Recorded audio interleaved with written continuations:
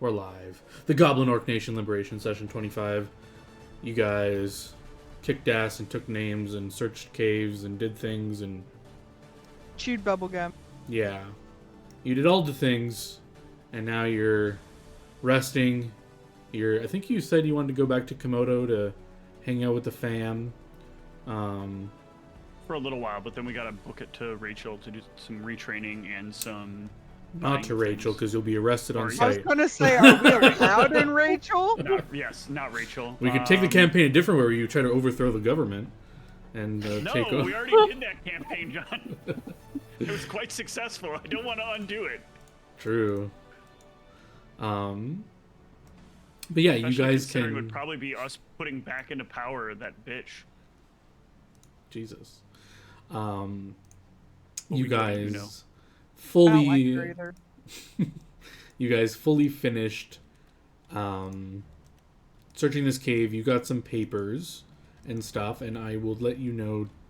Dot, you're the only one who can read them, right? Yeah.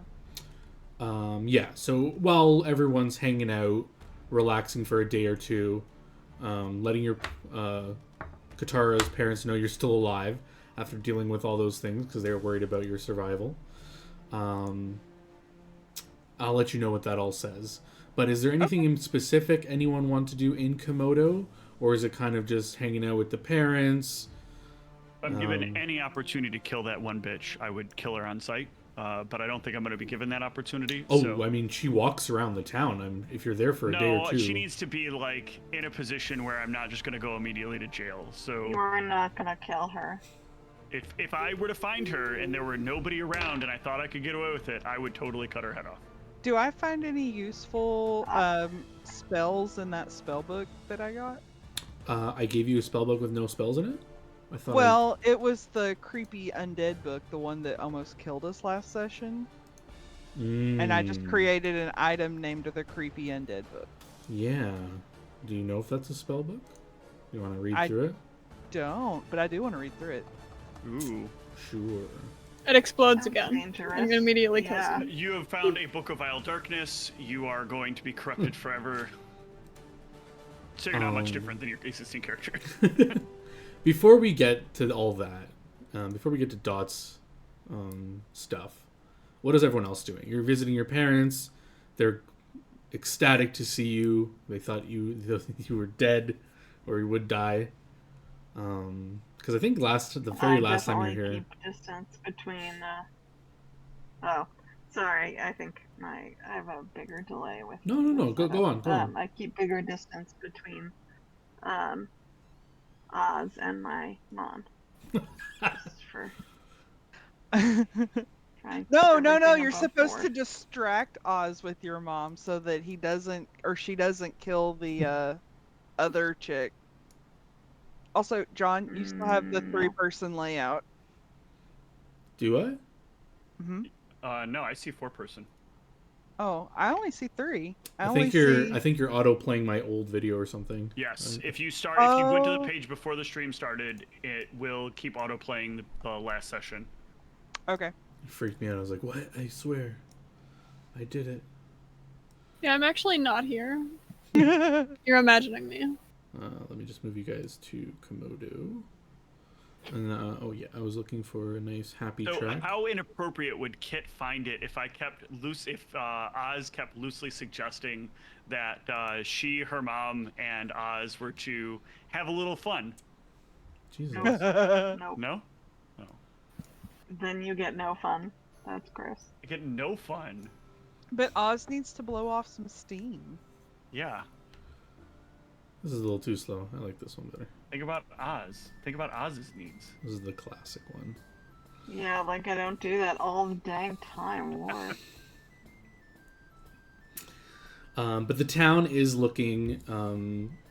there's new buildings have been constructed in the time you've been gone. Not many, like maybe 3 or 4. Like I said, there are a lot of laborers here. But it does seem rather quick for normal means. Perhaps the new town archmage has helped a bit. Who knows? But new buildings are erected. Not, like I said, not many. Like 2 or 3. But they look finished completely. And people are like using them. There's like a new shop in town that has like new goods and stuff. It just seems like the town is starting to flourish and becoming more economically prosperous, is what the vibe you get as you walk back into town. A lot of people recognize you all. You are kind of like the local heroes, people that are kind of famous. You will quickly also find out that word has gotten here about your like wantedness, about your basically the message is like your prompt return to the capital is strongly suggested. But no one here seems to care about that. You just kind of hear it in passing. People mention this, but there are a few guards in town, and they don't bother you. They even wave to you and welcome you into the town. But yeah, unless you guys want to go to any places in particular, we can do that. If not, you kind of go home. You're met with your parents. They're overjoyed to see you back. They start preparing a feast, or I guess they ask Oz if they want to, but they go to immediately to the market to buy some fresh food. Oz would be happy to help prepare a feast with Kit's mom. Well, as we covered last time, I believe the father does the cooking, so you'd be helping the dad. Fine. But the dad does offers you can join him to market if you want to help pick out ingredients and such. I will take him to market after first trying to plead that his wife should come with. They strangely note that the mother has other chores and stuff that she's working on while they do this, so they will let you know that she will be staying home and entertaining the rest of the guests while they're away, while you're away, and they look at you a little funny and look at Kit a little worried, but they know that Oz means no harm, so it's all fine. And yeah, you go to the market. You can help select some premium ingredients and get some good deals on things. You know what you're doing. Well, the dad knows what he's doing too, but not as much as a renowned chef as yourself. It's a tough bill to meet. But is there anything in particular you guys want to declare you're doing or want to do in particular here? Or I can kind of move through the motions here. Aside from looking through the book, I'm also wanting to try and make more deodorizing agent. Yeah, I keep delaying you just because the music will turn quite dark before we get there. So I want all the happy stuff first, and then we can do your dark shenanigans of reading dark necromantic books and reading Krill in the pastime while everyone else is out shopping and enjoying life. What about Gamix? Is there anything Gamix wants to do in this town, or is Gamix kind of just... We're only here for a few days currently. Yeah, I guess on the journey back, you would have talked about how you want to just check in with Katara's family, rest a bit, but then immediately you probably want to head to Amatsu, which is a major town, to get some retraining done, get some gear, so the sort of things you can't really get in a small town like this. At least not yet. This town's up and coming. But you are wanting to be a little more quick about things. So yes, you all can go to full health if you're worried about that. You have a day or two to rest. People can use magic, blah, blah. We don't need to go through the mechanics of it at this stage of things. But yeah, you guys had agreed, unless you want to disagree, that you would be here for a day or two at most. Okay, then I'll probably just be like training or whatever. Sure, yeah. Katara's family has a very nice sized house, and there's a decent sized backyard. You can go in the backyard and train on. Yeah. Do I see the fire goblin here? No. Unless you want to go seek him out. Like you don't pass him by during your. Well, I mean, after around. I'm not wanted anymore, I might, post a missed connections or something. Yeah. You were the Reddit one does not throwing. exist. You were the one throwing fire at me. I was the one subduing you. But yeah, if no one has any specific declarations, that stuff is kind of going on in the background. While I would like to declare my love for Kit's mom. in a little corner in this room is Dot, and she starts. Everyone's talking about like, we're so glad you're back. Please tell us about what happened. And Katara, you can kind of keep the details light to not scare them about. Well, I mean, you guys pretty well handled it, so maybe you go into details about it, about how well you guys sought it out, and it was pretty safe, and you guys are very good warriors. And Can we bring the giant to kids? yeah, where are you keeping this giant? Do you leave him outside of town? A good point. Where is Ian? I would have thought we would have brought him in town with us and offered him look to see if they could put him to work. Yeah, obviously initial reception is quite abrupt. Like, people are kind of terrified and will scream and run away. But when they're accompanied by you, the heroes, the giant slayers, they'll take your word that he means no harm and will do work. And if he does do anything, you can call you and you guys will swiftly handle him. But he gives his word. I guess no one here speaks giant, but you will all assure him, give him simple instructions. There's a lot of hard labor here. He can help, and he will kind of nod, and as people cautiously help him. But yeah, you can put him to work while you're here. To just jump in and do the hard labor. Because you guys had stopped manacling him, right? So if you agree to keep him unmanacled, like he'll say, like, "Oh, I'll do work if you don't manacle me and keep me like bound this whole time." And if you guys say yeah, then he'll do it. But if you like, no, you must wear manacles and do hard labor, he'll be like, well, fuck that, I'll just sit in a corner or something. So are you agreeing to? Yeah, he will periodically request that meat that you fed him. I'm assuming that's not a problem unless you are starting to wean him off it. I'm gonna start slowly cutting it with other meat though. Like I'll be preparing it to try to slowly wean him off of the dragon meat. Yeah, today he doesn't seem to notice or complain. Okay. I was gonna say Dot was kind of also working on like trying to cure him of the addiction, because she gave him channel vigor and. Oh, that's right. Stuff. Sorry, I forgot that you were doing that in the mornings and stuff. So if you keep that up, he will eventually not request that meat anymore out of particularity, and not seem to notice that he's like not craving it. You know, like, he doesn't seem to notice that he's missing it or whatever. But I just want to confirm you are not manacling him, right? In the town? Okay. 4 villagers die. No, I'm joking. He gets to work. I mean, he's worth at least 7 villagers, I'm sure. But... Damn. He gets to work. I'm assuming you particularly tell him not to help the wizard, or do you mention that at all?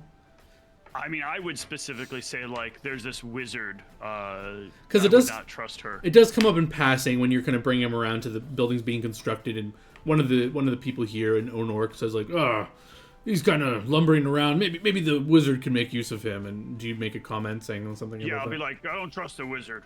Wizard bad. Wizards smell bad. So you shouldn't help her? Other people should be able to get him to help. Wizard not need to do it. Wizard use mind magic, make people submit, be like slaves. That bad. Okay. Well, I mean, he kind of whispers to you, he's a giant, who cares? That mean? You think same thing about me? No? Are you giant? I stand up as straight as I can. What do you think? Oh, no, you strong orc. Like, I'm not as strong as you, but giant different. Giant savage. No, giant still, they call us savage many time ago. Some still think we savage. We not savage. Sometimes humans not more savage than we are. All right, whatever you say. Just trying to make things work. Giant got bigger tummy though. Need to eat much more. You say so. I told you are a great giant slayer, so if you're killing them all, I guess I'll agree to your judgment on these things. We bring one back. Must be good. I guess so. He scratches his chin and says, I guess I'll put him to work here. And he kind of points at him and then points at like some lumber that needs to be moved and points to a direction. The giant nods, picks it up. I'll also hand the guy 5 gold. Ooh, thank you. Make it a little bit more. Yeah, he'll take the gold, put it away. Yeah. And he'll nod at you. I'll watch him, make sure he doesn't attack anyone. Thank you. And yeah, he will follow the giant around, just giving him stuff to do. And you guys can do your thing. But yes, as we go to one of the dark corners of Katara's room or house, where Dot's kind of set aside, not participating in the conversations as fully, as she's poring over these pages first. And you can quickly get the sense, you've been reading these through your journey, and mostly while you were walking, you couldn't like read them well because you're kind of like walking. It's hard to read while you walk, but you quickly like are able to order the pages. Some are missing, some are destroyed, I guess, or lost, but you quickly like ordered them in a coherent fashion while you were walking. And now that you've had time to sit down, you can kind of skim through it to get the gist of what these are all about. And it seems like at one point the Giants had an agreement with someone named Valoo, and he was helping them do some dark magic. But very quickly in this process, it seems like they had some falling out or something. It's not clear. You're missing some pages on like the in-between. You kind of like get some like piecemeal here and there. But you get the clear impression that there was some hostility towards... So the arrangement clearly broke down from this random person Valoo's side of things.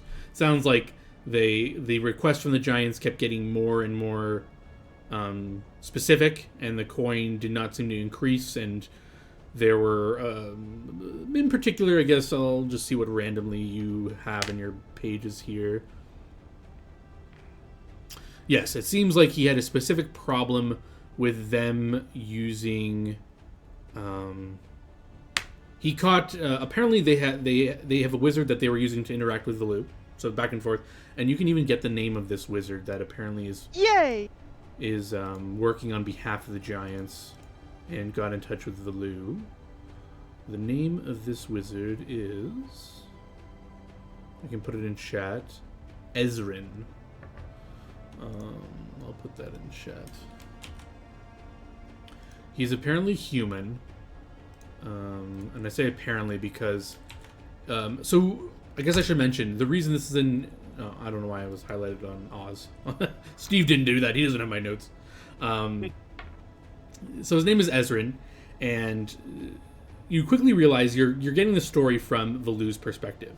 And it's written in Krill, which is the language of the undead, which is very strange. Well, I guess... I don't know how well you know. I don't know how well you... Well, I guess do you have knowledge? You can give me nobility or history or... Yeah, I do, and I'm also from Geffen, so I probably have heard his name. Nobility? Yeah. You can give me nobility, history, local would work. Yeah, you're not too... You've heard the name before. You can be vaguely aware of like the world leaders up north. You know he's currently entangled with some vampire queen, some weird stuff going on. So makes sense. Krill, vampires, you know, that's their thing. So he probably is using this language for some reason or another.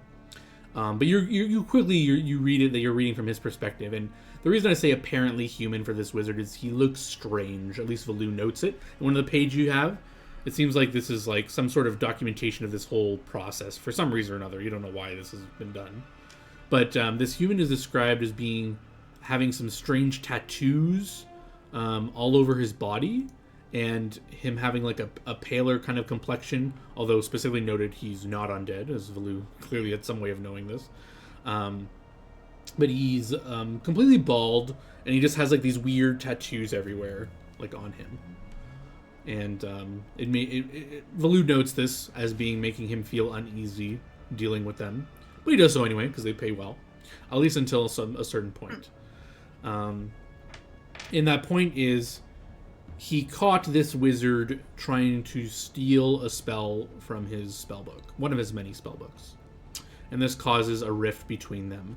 The specific spell Valoo is not sure, but he knows it was one of his higher level spellbooks. So you can take that to mean probably 7th to 9th circle is a spell that this wizard tried to steal from him. And he's not sure which one. He just caught him poring over one of his books he wasn't supposed to be looking at in one of his visits to his tower. And at this point, he had built some trust with him, so he left him alone in the tower for a bit, or in that room, only to be upset at him poring over one of his spell books. So this kind of fractures the relationship and ends his support or aiding them in any way. And he also you can get a page that he also hinders them at some point. He gave them as like a parting gift to like tell them like, oh, okay, like don't mess with me now, and I won't mess with you. And yeah, here's like an array of weaponry you can give your giants and stuff and help them and do stuff. And they noticed that in about a week later, all the items disappeared and were vanished. And Valu notes that it's one of his patented spells to recall items from great distances. And he takes pleasure in betraying them in this manner and looks forward to decimating them if they ever come north of where they are. But they don't. That's where the pages kind of end. And how these pages were claimed or brought here in that cave is kind of a mystery, I guess. But somehow they've gotten to lose personal notes on these things. In Nick Krill, though, maybe they grabbed things and not knowing what they were because they were kind of in that room. It's kind of up in the air of why you have those things. Now let's move to the book. It is not a spell book. It is a sort of ritual book. And I need to open your sheet to read your languages real quick. See if you can decipher specifics.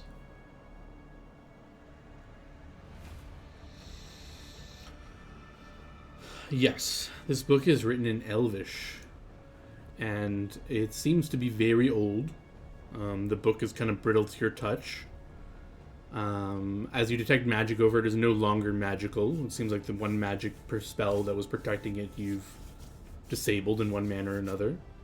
And as you read through it, it kind of just describes many different types of rituals. The one that catches your... well, I mean, I don't know what's interesting to you. I mean, they're all very interesting and strange. So, I mean, what would you stand out to Dodd? Is there anything in particular? Like a lot of these rituals are... There's a variety. So I'll give you like a flavor, and you can tell me if any of these are like pique your interest, and I can give you more details. Okay. There's some about like resurrecting the dead. There's some about bestowing good fortune to you at the expense of something else. So it's like an exchange of sorts. There is one about like instilling a curse on someone. So it's kind of like a voodoo doll type of ritual. And the last type of ritual you can find in here is one that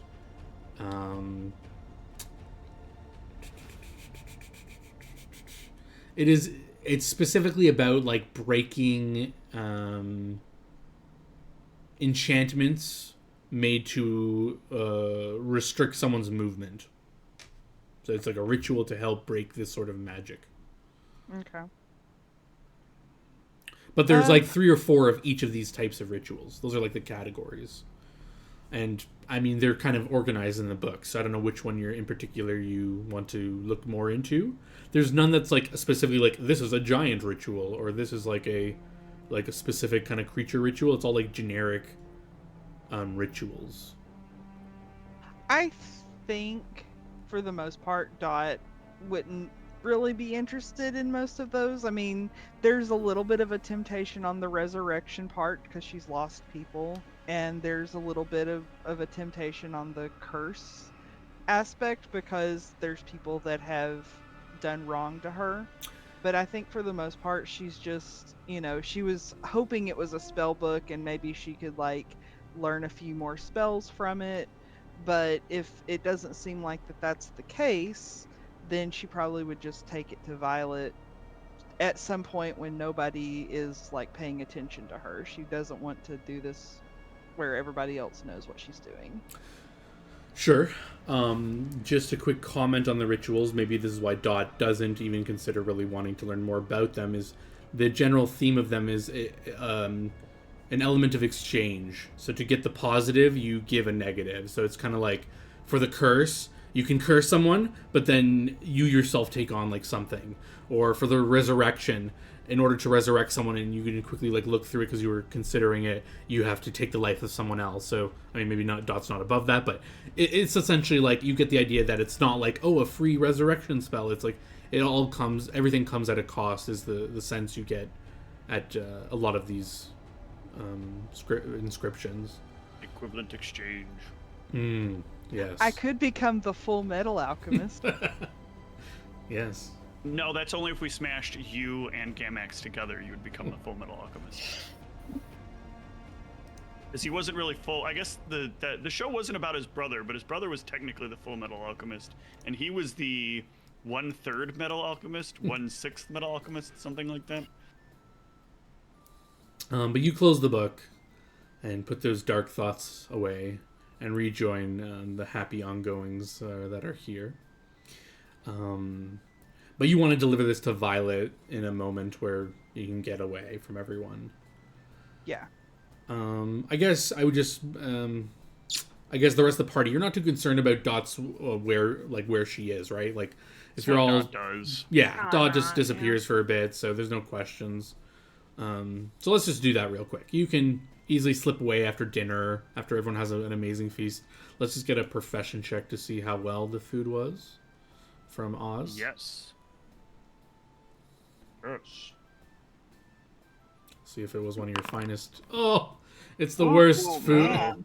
It's still good. off It's your still game. good, but it's probably the worst food, the worst you've had it from Oz. But it's still I good. feel like- But- I feel like my brain is preoccupied by the fact that everybody keeps getting in the way of getting to see Kit's mom. Like every Oh my turn that God. happens, people are clearly distracting me, and I'm like, what is it? Why this is not fair? You're such a creep. Yeah, you are distracted or some manner during the preparation, and you guys just can tell Oz was not on their game for this food. But I mean, like I said, it's still good. It's not like bad, but you guys are kind of spoiled by having really good food all the time, and you can tell when it's subpar. To be fair, if you did get to see Kit's mom, would you be any less distracted? No. Exactly.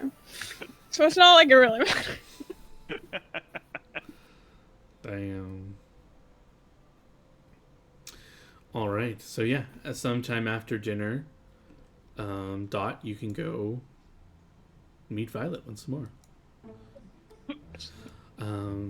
The evening time is kind of rolling around. The hustle and bustle around her tower. You can see her tower is progressed but not done.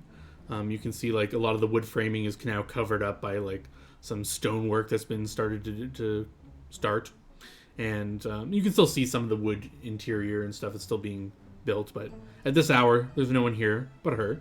She's sitting in like kind of like the main area that's kind of like exposed and open at the moment, and sipping some tea, reading a book, on the table with all the Violet's blueprints and the stuff. Huh? Violet's the wizard. Yes. And? No. I'm Oh. theory crafting. Sorry.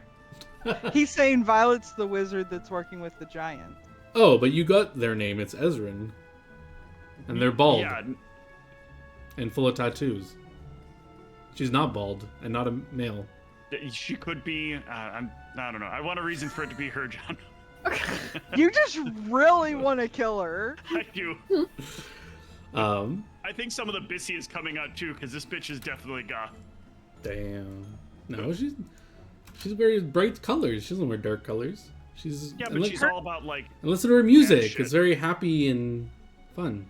Her Yeah, name well, is she's Violet. enslaving other people and telling them to go march off to their Ah, death. what's a few domination spells here and there? Come on.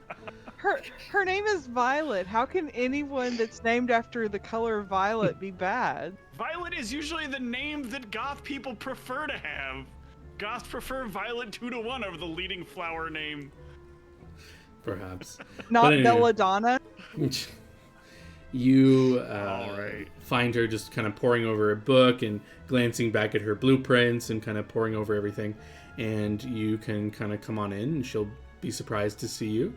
Well, she won't look surprised to see you. She'll be surprised that you're bringing the book to her and have accomplished this goal as she sees you come in. And it didn't work. She says, "Oh, Dot, I've heard you've been back in town. I'm surprised you found the book." You know, it was no small feat to do this. It was, I bet. in fact, very nearly cost us our lives. How? It was trapped. As soon as I tried to, read the book, then it, exploded on me. As far as I can tell, that the magic is explosive dissipated. runes. That should be nothing for you. I mean, despite how I look, I'm not a very hardy person. I don't like. But either way, I was able to procure it. Okay. Yeah, what you're saying makes sense. Never mind. So she'll nod and she'll say, "Well, what did remind me? What did I promise you for returning this book to me? I seem to have forgotten." Checks note.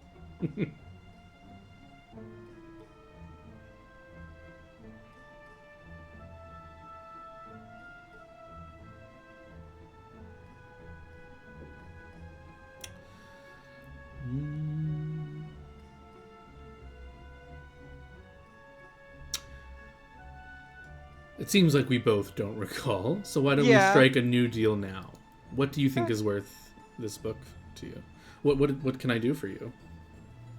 Well, do you just want coin? Do you want something else? Something more interesting? I believe we had discussed possibly working together in the future. Mm-hmm. I'm the one who wanted... Well, the mayor's the one who wanted directly to work with you, but I was a part of that decision. And I, of course, would love to work with you and your party, but I understand just you coming here seems a little like maybe perhaps just you want to work with me.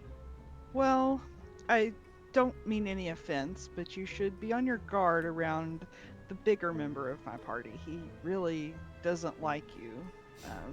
Oh, I thought it was a she. Is it a he? Oh, yeah, she. Sorry. Oh. Yeah, she really hates when I misgender her, too. Sorry. She doesn't care. Yeah. No, This person means me harm? Unfortunately, you smell like dark magic, according to her.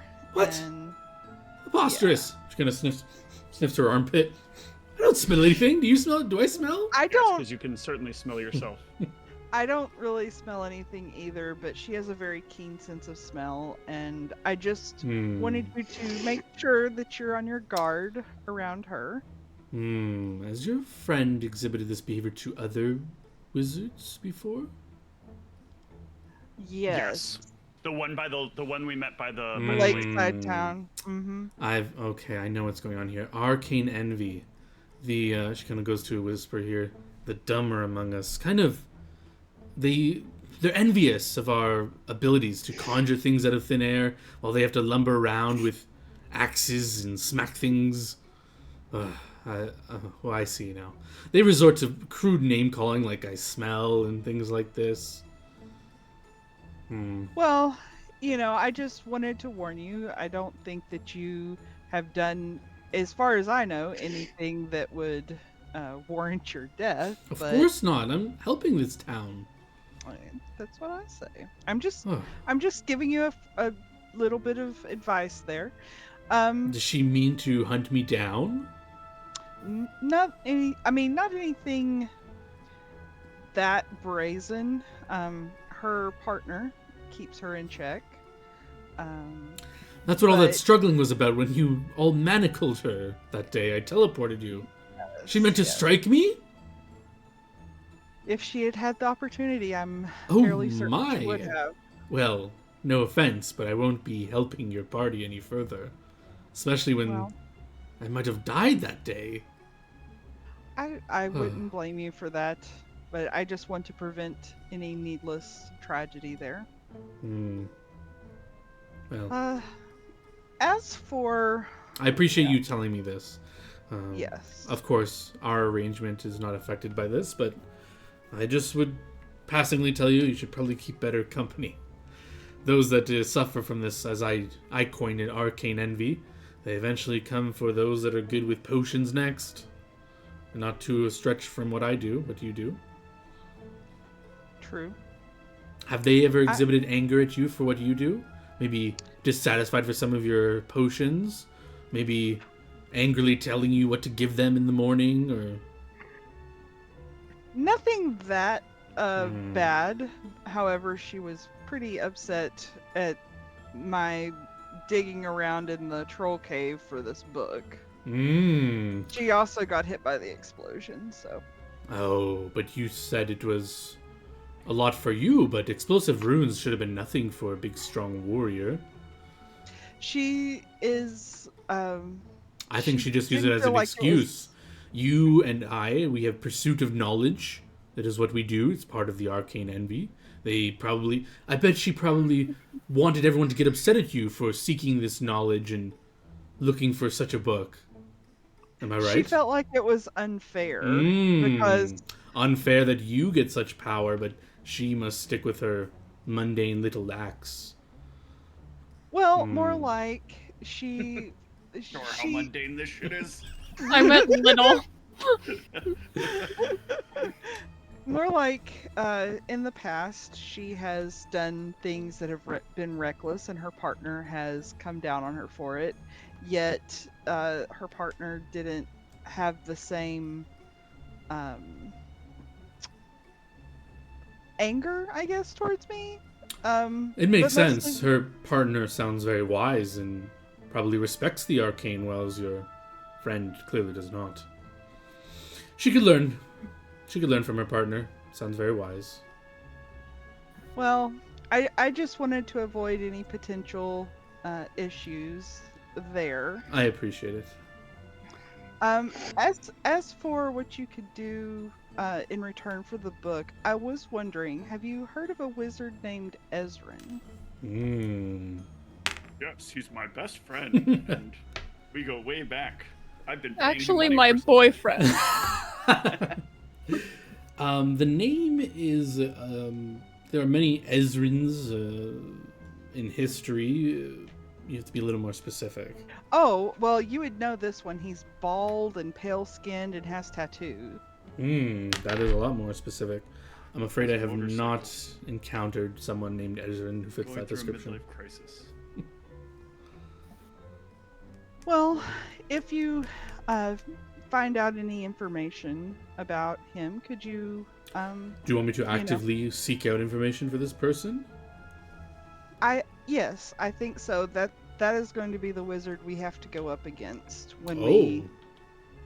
This is a wizard helping the giants?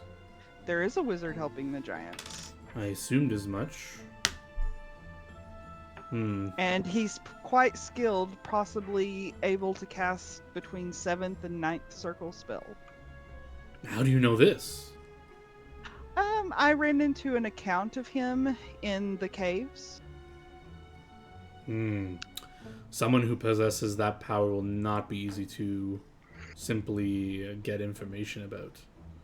I will try, but I'm assuming if he's worth his salt, he's taken precautions against such things, and especially if he's in league with the giants doing such dangerous work, I would assume he's not a fool. Indeed. I don't expect you to be a miracle worker. I just had hoped perhaps you might have heard of him. Fortunately, either the description you give me or the name you give me, it does not, none that I recognize. And I don't want to present that I'm a world scholar of these things. I don't know that many people. I mean, someone who reaches that power in the wizarding world is easily to... Word gets around once you start casting such powerful magic. But I've not heard of... it was obvious that the giants did have some arcane assistance here, but I had not ascertained their identity. But you've given me something to go on, and I will do my best. But In the meantime, there must be something I can do to repay for this book. It is quite valuable. If just coin is what would help, or... I think at the moment, just consider it a investment in our, future endeavors together. If I Very think well. of something that I need, I'll let you know. Excellent. Well, feel free. And she'll kind of pull up a chair for you, and you guys can sit and have small talk. If you want to stay, she'll pour you a cup of tea that she was having. I don't know if you wanted to stay here for later. Yeah, I might. Sure. I'll stay and chat. Whatever. Sure. You can stay here. She will like to just talk, and you guys can exchange stories. She was once an adventurer, and she will regale you with some of her tales. But yeah, she'll not try to keep you here, but it's kind of like a new friend. She keeps asking you questions, and she's not concerned with the time. So I don't know if you are want to get back to your party at some time, but if not, you'll be here way into the late night. And yeah, I don't really care. I'll just keep talking. Whatever. yeah, you can leave her place very late in the evening, and make your way back to the party. The rest of you enjoyed a great meal, shared some stories. Katara constantly stopping Oz from hitting on her mother. But all jokes and joy were had, and the evening time comes. Everyone can head to separate rooms to sleep, except for, I guess, whoever doesn't want to do that. And Dot can make her way in very late in the evening. And you guys can have a restful night. And awake the next morning, unless there's anything anyone wants to do in the middle of the night. I want to scream really loudly in the middle of the night and wake everyone. So I'm assuming you're joking. Gamix has not done that before. way to trigger our PTSD. Do you know what would happen if you screamed? The three of us would be ready to kill something. But otherwise, a brand new morning, and a brand new day. To head to the city of Amatsu for shopping and retraining, or what else did you guys want to do? I think that's the most important thing right now. Excellent. How do you plan on getting there? It is a quick boat ride over. We could take a boat. I think that is best. Many boats go across. There is a lot of trade that happens in Amatsu. So you can easily find one of the boats to take you over in the morning. Your parents will give you hugs and kisses goodbye. They'll awkwardly give Oz some hugs, as long as Oz doesn't do anything creepy. Wave is sufficient. Oz will not do anything unacceptable. Excellent. Sadly. They will have tears in their eyes. They wish you goodbye once more, but you get the sense that they feel more confident in your abilities. Well, not that they weren't confident in your abilities. They feel less terrified that they're gonna find out you're dead after this great endeavor you just did in their eyes. You just walked up there, killed some giants, and came back and made quick work of them, and they feel more confident that they will see you again. They wish you goodbye and good luck. Yeah, they'll give you some leftovers from the meal before last night to help you on your journey. And you guys can make your way on the boat and get to Amatsu. Any discussions you guys have as a party while you're on the boat / hanging out before you get to the city? Well, what do we need to invest in? Yeah, you guys can be on the boat, looking over the edge as you travel over the calm water. It's a quick boat ride over, under an hour, and you guys are all standing together, looking out on the beautiful water, and you guys discuss about what to buy when you get to town. What are you doing? Yeah. We should definitely try and think of ways to protect ourselves against a high-level wizard.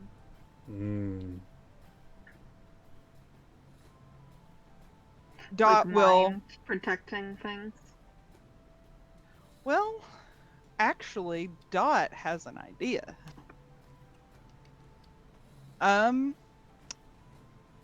Let's see.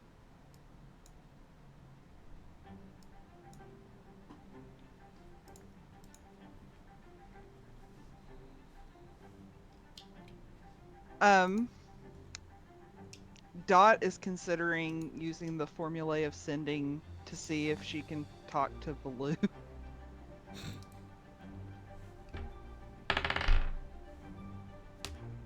Maybe get some information on this wizard. But anyway, no, so on the boat ride over, Dot will give them the gist of what she, you know, has found out about the, about this wizard, including his name and everything.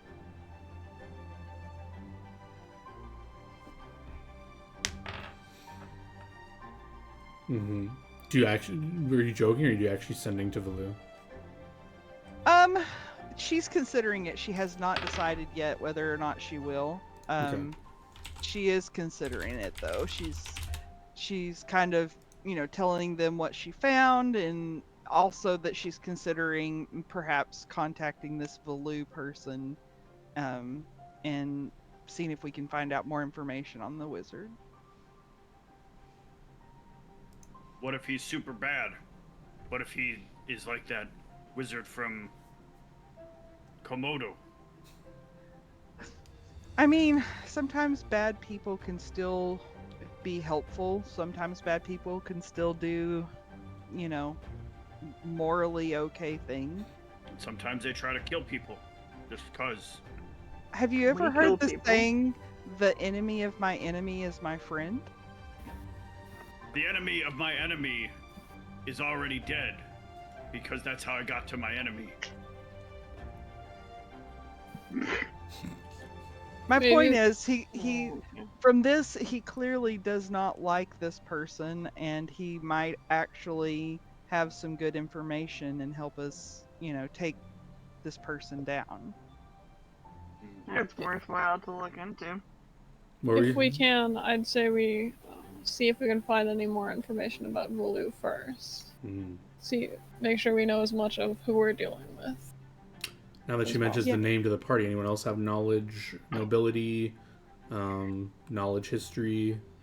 Can I like make No history knowledge or for me. Can you what?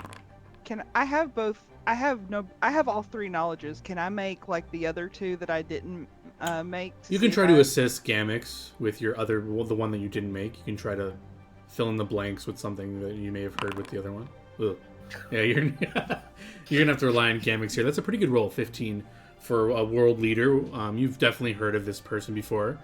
With a 15, you know he has been known to dabble in necromancy, raising the dead.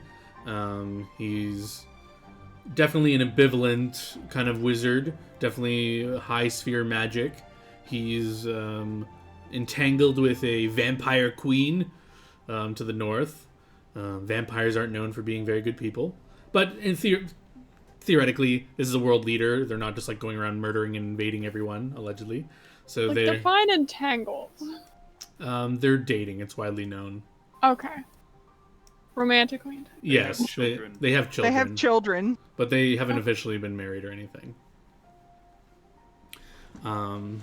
But he seems to, like with the 15, you know that he does his own thing. So like, yes, they're married or not married. They have children. They are romantically involved, but he has his own affairs, and he just specifically, if we look on the world map, you can even like this is widely known. He has his own special towers. He doesn't live in the city where the vampire queen lives. So Talks about how they're the biggest towers, the most important towers. yes, he will. These towers with the 15, he did claim these towers under a previous owner.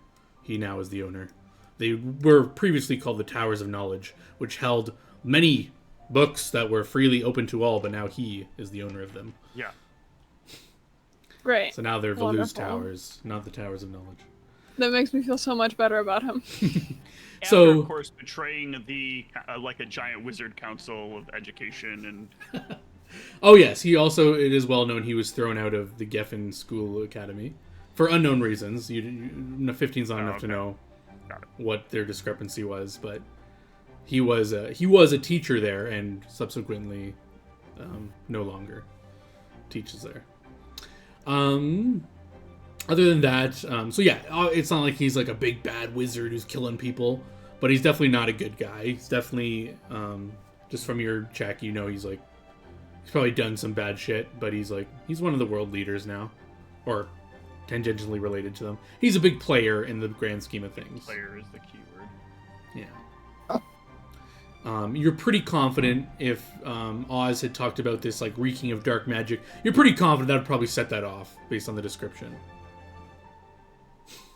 No, this guy doesn't reek of dark magic. This guy is like a stinking cloud of dark magic. So Dot privately, not say this to the group, is like, okay, I need to like talk to this guy by myself. Apparently. Oh, let me meet him. Or at least without Oz. Let me meet him, get within 5 feet of him, and we'll see what happens. Banshee Oh my God. scream. Yeah, all I need to do is hit. And actually, I think I can survive. I am not the same fool that didn't assume that that assumed his abilities would somehow let him win.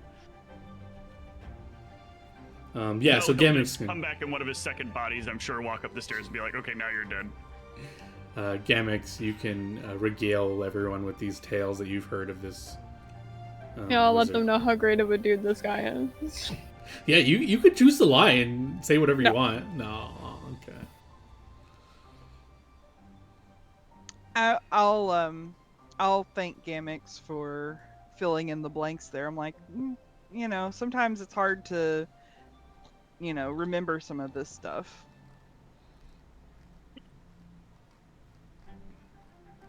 Yeah, but Qatar kind of brings it back to the conversation of what are you guys buying? What are you doing in the city? As the boat is nearing its destination.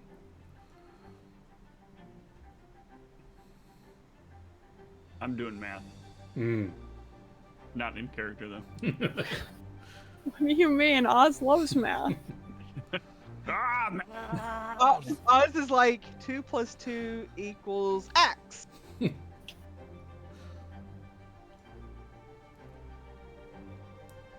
Well, X plus person equals corpse. That's Perhaps- the math you need. The only Perhaps we important math. could upgrade some of our things that we're currently wearing. Maybe. that's an easy investment choice. Yeah, that's the problem with the math I'm going through. We have a good chunk of money. We don't have enough to do big sweeping things. If only there was some wizard who was indebted to you that perhaps could bankroll some of that. Ooh, I know a quick and easy way to get their money. True. Give me one round. So I think No. I think Dot will try and like say that she wants to kind of browse after we get off the boat and try to find some place to quietly sending Valoo. Sure.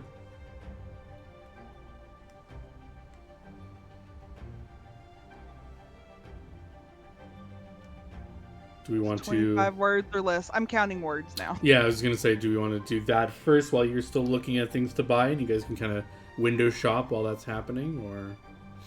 Or does anyone know exactly what they want at this point? I know that Well, how much money?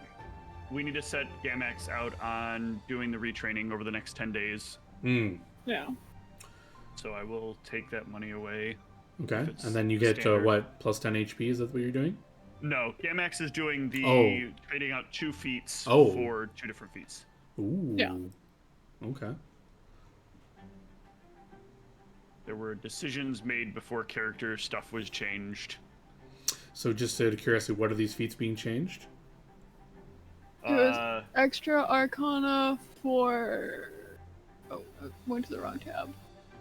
For Outslug Weave, and then Slash and Grace for Outslug Sprint.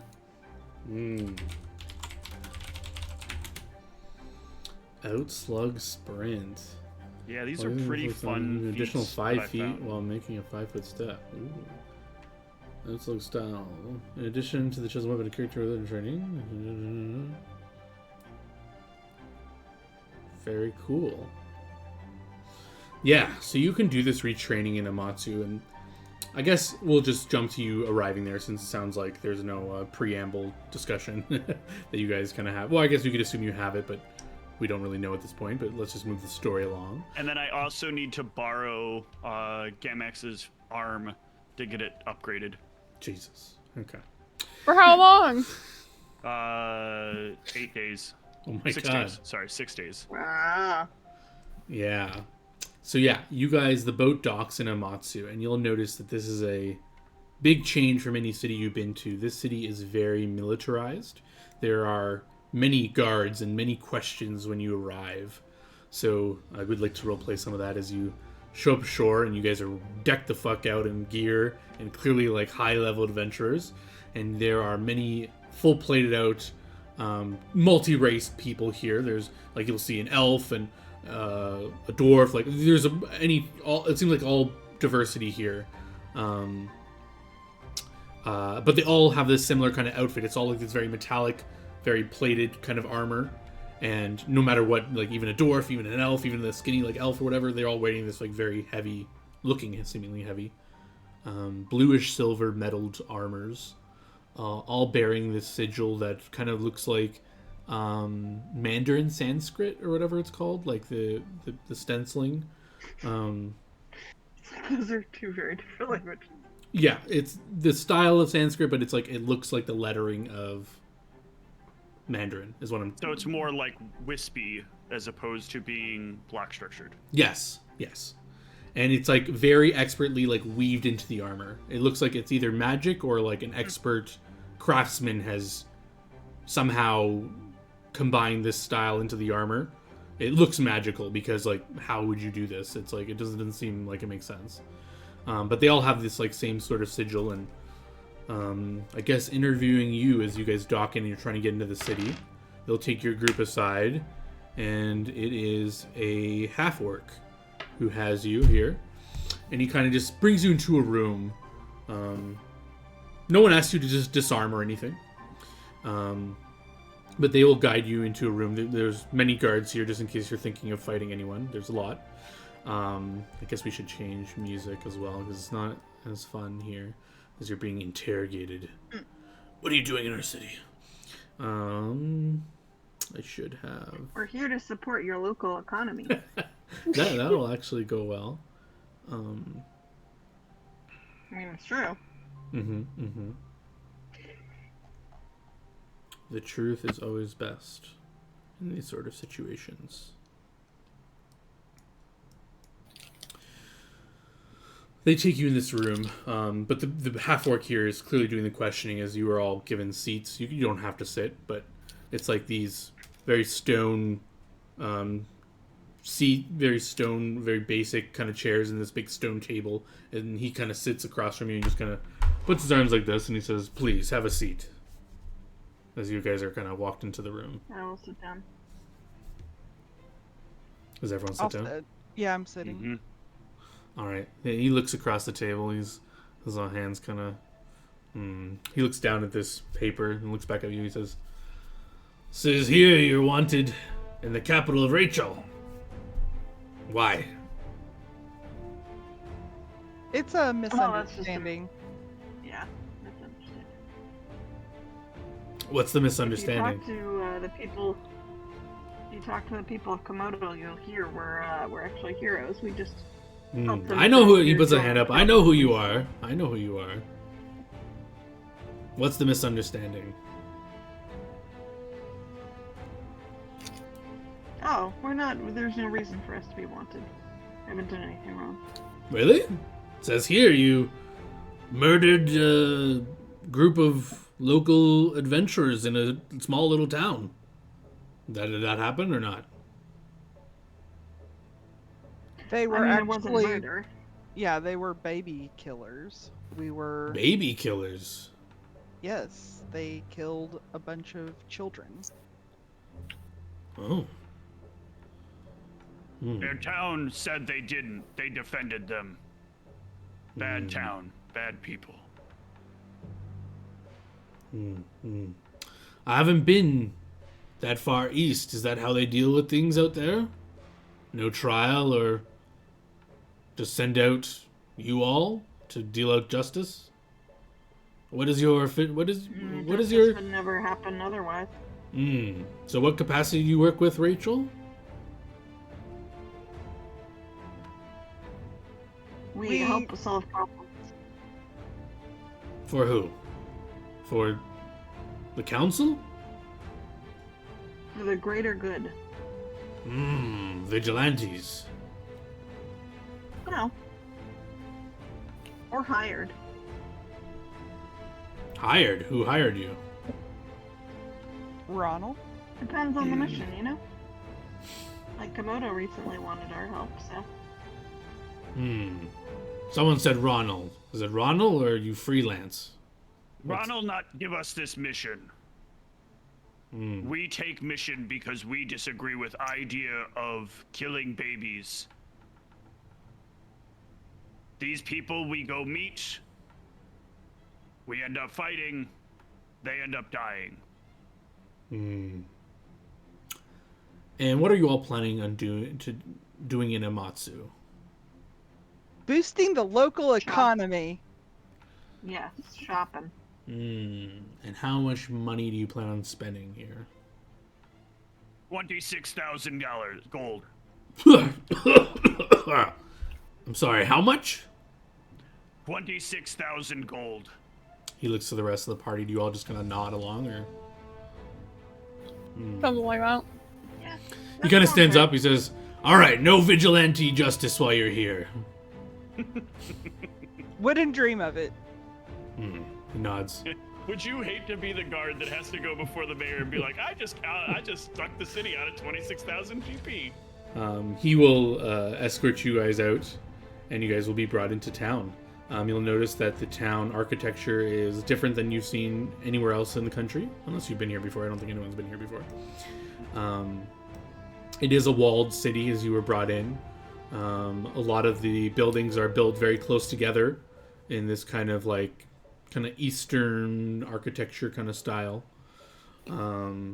Very influenced by that time period is what this town is kind of influenced by. And yeah, the beautiful architecture. It seems like it's not just functional. It seems like there's a lot of beauty to this city. Everywhere as you walk through it, everything's very clean. There are a lot of officer or soldiers or guards, I guess. Well, I guess you're not clear if this is all army personnel or this is just their town guard. But there are a lot of them, and they're like you'll walk through the town looking for your shops, and you'll pass dozens of guards many times. They're walking in groups of 2 and 3. They'll just be, you don't see any commotion or anything, but they're constantly just patrolling around.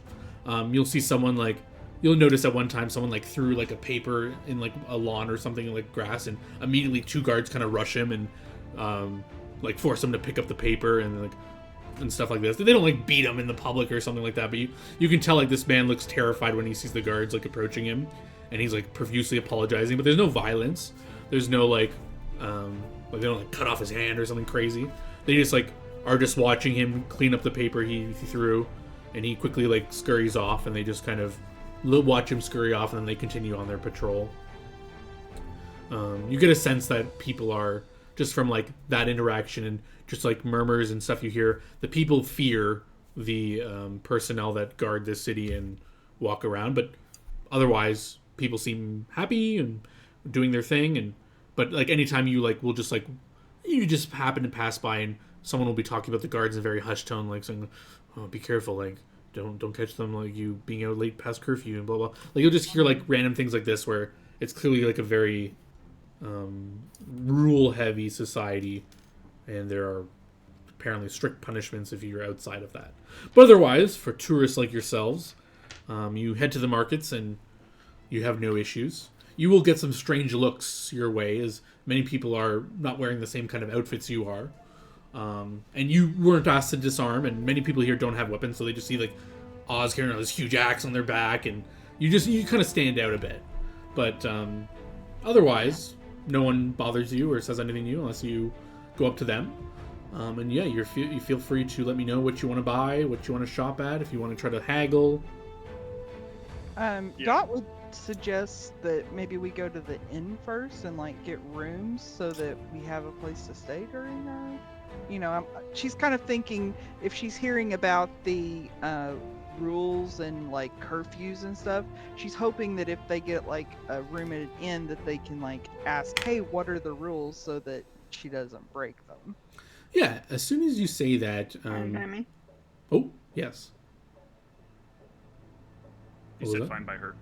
oh, as soon as you say that, no one kind of noticed this, but I think the first person to notice is like maybe Oz. You'll kind of sniff around and you'll notice there's a different, not a bad scent, but a scent you're not used to that's like right next to your party, and you kind of look around and then you look down and there's like this little halfling that's like very well dressed, has like a little bow tie on, and kind of like tugs at maybe Oz. He tugs at like your like Hell you. oh, hello. I've been assigned to your group and help you navigate the city. I heard you were looking for an inn. What's your You're name? trying to steal money from us. No, I'm here to help you. Show me papers. Yes, of course. He will hand you official documentation. I look at them befuddled. I will tug at Oz and gently remind her to be on her best behavior, not hurt anyone. He touched me and I didn't swing on him. Oh, I'm very I'm on my sorry. best behavior. I was just trying to get your attention. I didn't mean You to touch did. you. I won't make that mistake again. Very sorry. Very sorry. But when you ask for his paperwork, he's handing out this like silver sheet. It's not a paper. It's like just like a plate of silver. That's like a flat, and it just has like that official sigil at the bottom, and then in the same kind of text is on it, and it'll explain in common who he is. It basically says like, this is your attendant who's been assigned to you, blah blah blah. Like it'll just give like a quick rundown. And he trembling like hands this to you, Oz. I like look at it befuddled, and then I'll like gesture. I'll extend it over to probably to Dot to read, because Dot. I don't. Yeah, too complicated. Looks like everything's on the up and up. He'll nod, and you'll note it says his name, but it's What in is- Halfling. I don't know if you speak Halfling. Do you? Let me check. I speak so many languages. Mm-hmm. I do speak Halfling. Yeah, so you'll know it as Fayin Gragon Cole. But yeah, as he notices you like reading his name, and he'll nod at you, seeming like you understand Halfling. He'll say, "You all can just call me Faye. It's a pleasure to meet you, Faye. Pleasure to meet all of you. Hi. I heard Can you were help us looking find for the place to stay. Yes, I've been given the most suitable place for you. It will accommodate all of you, and free of charge." Hard cut to us in person. Gate slams. But yeah, he will start walking along, and assuming you follow him, you look back and he'll just wave his hand. This way, this way. I will follow. Yep. Yeah, you guys will walk about 5-10 minutes and turn a corner, and you'll see this magnificent looking building with I guess you speak Halfling, so you'll see like a big sign in Halfling that says like inn. And he'll kind of hold open the door and motion you guys to come in.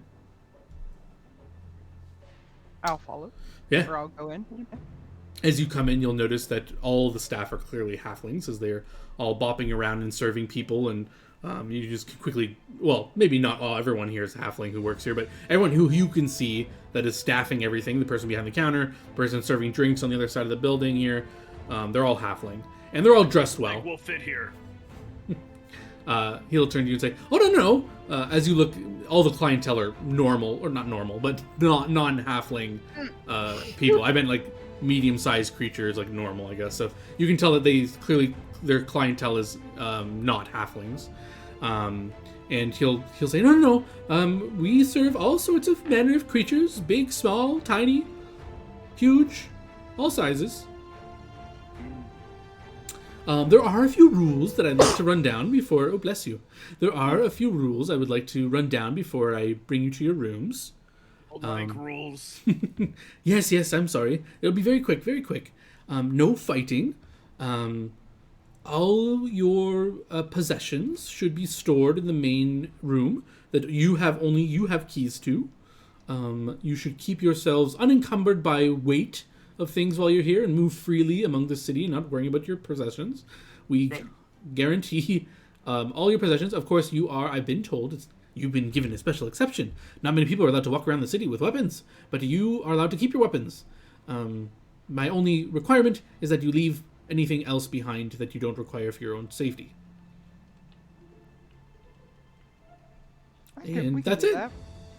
What about a curfew? We heard something about a curfew. Oh, no, not for you. You are VIP guests. No curfew for you. Oh, as long as just no crime or no stealing or anything like that. But I didn't want to go over that with you. I'm sure you know. I need someone that will punch me for hours. Do you have that?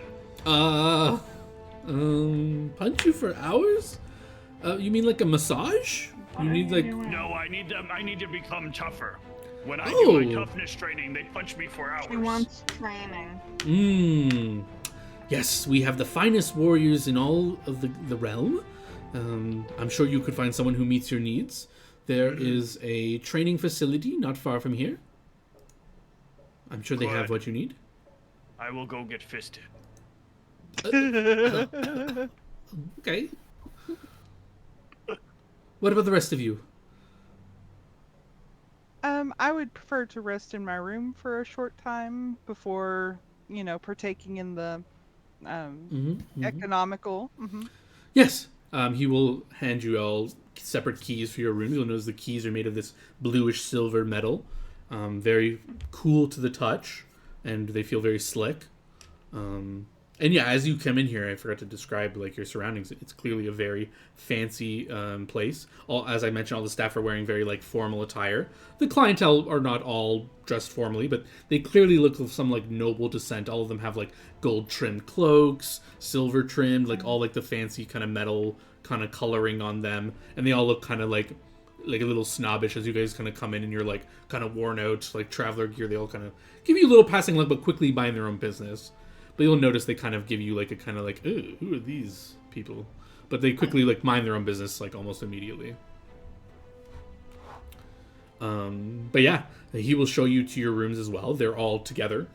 He walks you up to it's a multi-floored building. He walks you up to the third floor, and it's the third floor. It's literally these 4 or 5 rooms, and he says, "You have this whole floor to yourself, VIP guests." And he'll each hand you your keys.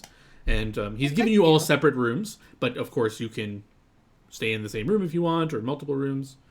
Once you're inside these rooms, they do have this, like, it's clearly magical. It's shedding off some, like, little light. It's made out of the same bluish metal. And there's just, like, a little note card in front of it that says, like, please deposit your belongings in here. They will be magically sealed and only openable by you, is what it says. And, pretty cool. Yeah, it's like, it's basically like it looks like putting a goddamn thing in that. It just looks like a little locker, basically. And if any of you experiment with it, when you like close it, the handle like disappears, and then when you like kind of freak out a bit, and then you put your hand near it, and the handle kind of like reappears. And I can reveal more if any of you experiment with things with it. But from your purposes, it opens and closes when you try to open and close it. Do any of you put anything in here?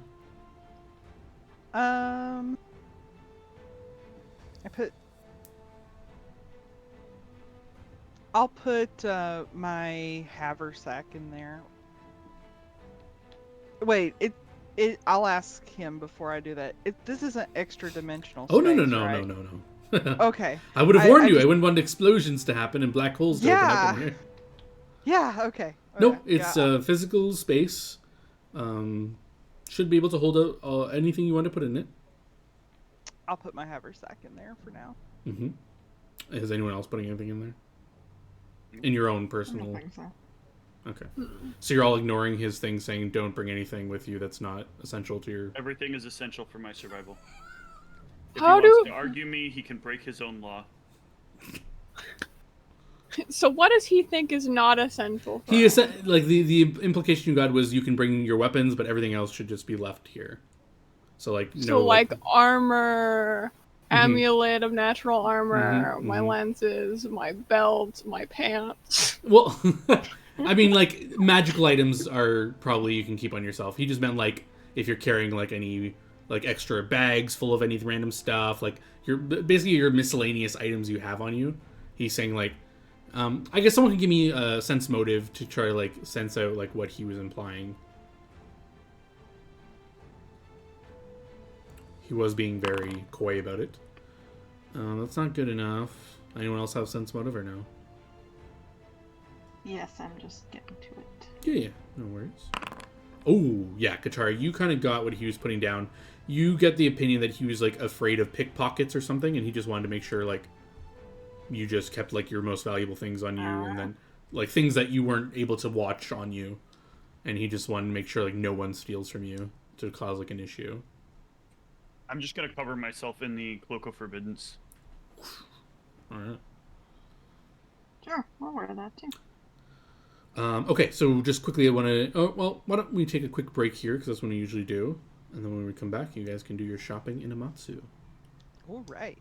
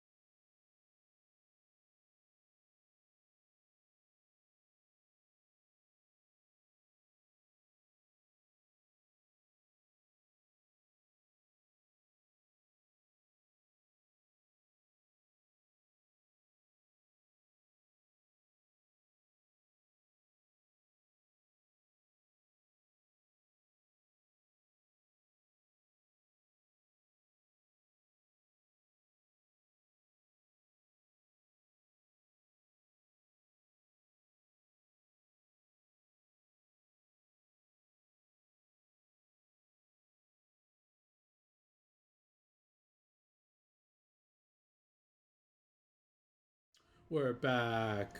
Sword and shield transition. Let's go.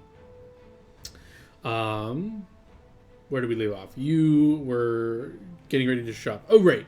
You were refusing to listen to his orders because you're paranoid that my magical box is going to steal your items. Yep. I mean, I'm paranoid that everything's going to steal my items, so... I will put my one most valuable possession in there. Mm-hmm. My Wayfinder. Ooh, very nice. So let me just scan through your character sheets to see what you come down wearing.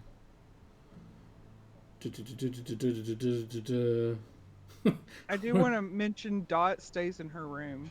Yeah. You know what? I'll leave my herb and fruit bag behind, as well as my cauldron of good cooking. Where are all I these hate for people to potions? steal your cauldron. Where are you keeping all these potions at? Do you have like a bandolier me? of potions? No, Oz. A bunch of them are crossed out because I don't actually have those ones. Okay, gotcha. The rest of them are like all over my belt. And you Just have like very messy style. backpack. Actually, some of them I think I haven't really. I've been meaning to figure out what we're doing with. It's like I don't know that we really need. I need this potion of slipstream, or. All right. There's not all that many when you look at the ones that aren't crossed out. So. All right, you got this sack that I see this is empty. You just have a random sack. I don't actually remember what this is. Hold on. I have no idea what this is. And then you got a backpack filled with all your stuff. Yeah. Okay. That also has like a bunch of alcohol in it. Okay. Good little picture in my head of what you're coming What the fuck is this sack about? I don't. All right, you figure out what you're doing with that sack while I look at what everyone else has got going on. What a sad sack. I'm gonna equip it. It can go in there. Katara, you got a bunch of this stuff. Bedroll, blanket. Are you carrying that all? Stuff. You're That's bringing it with you? fine. Or are you leaving it? Okay. You got manacles? Or are these for the giant? You leave those here? Yep. Okay. The manacles are for if we happen to I go to a didn't- sex dungeon. I don't even know why I said it. I knew you were going to do that. I just should have just not said it. You wanted to set me up for it. True. That is probably. Gimmicks, you don't have much. Yeah, you wouldn't notice much. You don't even have a backpack or anything. Okay. You have. John, you're my up man. What about Dot? Do you have like? Damn it, he didn't say it. I'm also staying in my room. I'm not coming downstairs. Right. Eventually, you're coming out. I assume. Oh. Okay. You do have. No, a... never. Oh. I'm living here for the. All right. Well, yeah. I guess when you leave, you can let me know what you come out with. So I assume you're doing your sending at this point. Yeah, that's the whole point of her wanting to go to the inn is so that she can like do sending in peace. All right. So let me give you your response. You get back in your head. What the F is a dot? The fact that you know about Ezrin is impressive. I will meet you tomorrow morning. Where are you? Oh no. Oh shit. BRB gotta go buy another scroll of sending. He probably assumes that this is an easy spell for you or something if you're able to know who he is and contact him so brazenly. But that's the end of your message. I guess I'm coming out of the room sooner than I expected. So the rest of you come out, and he's waiting patiently at the bottom of the stairs for you. As you come down, he'll kind of look at you. No, not Valoon, the halfling. Where are you? I'm right outside your door. He used to do that to our party. We would like reach out to him and he would just show up downstairs. And it's like, what the fuck, dude? That's why Dot assumed that she could just talk to him, okay? He just appears. Yeah, but he has no way knowing where you are, who you are. Where was I? Oh, yes. So you're all coming down. Oz, are you carrying that sack and backpack with you? What was that? I'm leaving the sack behind, and but I do still have the backpack. Are you making use of the locker or no with the sack or no? The sack and the urban fruit bag are in the locker. Excellent. He'll notice Oz carrying down a backpack, and I guess the rest of you don't. And he'll just say, it'd be better if you left that here. Do you want to come by yourself while you're shopping? You might need room for all your new things. The bag is where I put my new things. Oh, okay. I am covered, and I point to the Cloak of Forbiddance. Oh, right, you have it over you. Well, he would see like a bump behind you and assume. Yeah, it's he the would bag. definitely see the bump. I'm not surprised by the bump. I'm just saying, like, he says covering, and I like point to the covering because maybe like with it looks more like a cape than anything else. Can I all speak to you back upstairs? Where's your friend? Are you leaving without her? She goes and does these things by herself all time. Oh, no. Shouldn't be by yourself here. Let's go find her. And he'll just run up the stairs. Oh. You like narc. He's already like halfway up the stairs before he gets to that. Yeah. He'll knock on Dot's door. Hello, Dot. Are you eating? I assume you open it. You're done with your sending at this point. And he'll bring everyone in here, if you guys follow. And he says, "Oh yes, I didn't want to say this out in the open, and it is a bit embarrassing, but the reason I asked you to store all your belongings here is because, well, the markets aren't always 100% safe. Your valuables may be lifted from your person. We have the best things here. We also have the best thieves. Thieves. Oh. Comma's not my first tongue. Yes. So I didn't want to worry you. Your belongings will be mostly very safe here, but on your person, mostly safe. But our patrolmen are very keen-eyed, but even they can sometimes miss things, and I don't want you to hold us responsible for anything lost." That real big problem. No, why is it a big problem? We have 100%. I have lots of money. Oh, no, your money will be safe. I mean, your other loose things on you. The thieves know stealing money is a very, very serious crime here. But items we don't not so much penalized for. This crazy, stupidest thing I hear. Money easier steal. I You know. see them steal money. That's why we've cracked down on that part of it. It's because it's so easily stolen. And we want to support our tourism economy. And if people are losing money, well, not good for sales. So we've solved that issue. But items we solve by telling our most valuable guests to leave them here 100% protected. No complaints. And if you ever Are lose... they going to take the items physically off my body? You mean the pickpocketers? I pat my belt of giant strength. Well, I mean, he points to the back behind the bump behind your back. They have ways of getting into bags and stuff, especially when it's behind you. Your eyes aren't on it. Okay, so if I bring bag of holding, they not have as easy time. I guess so. Although we've had some cases of people losing their bags of holding.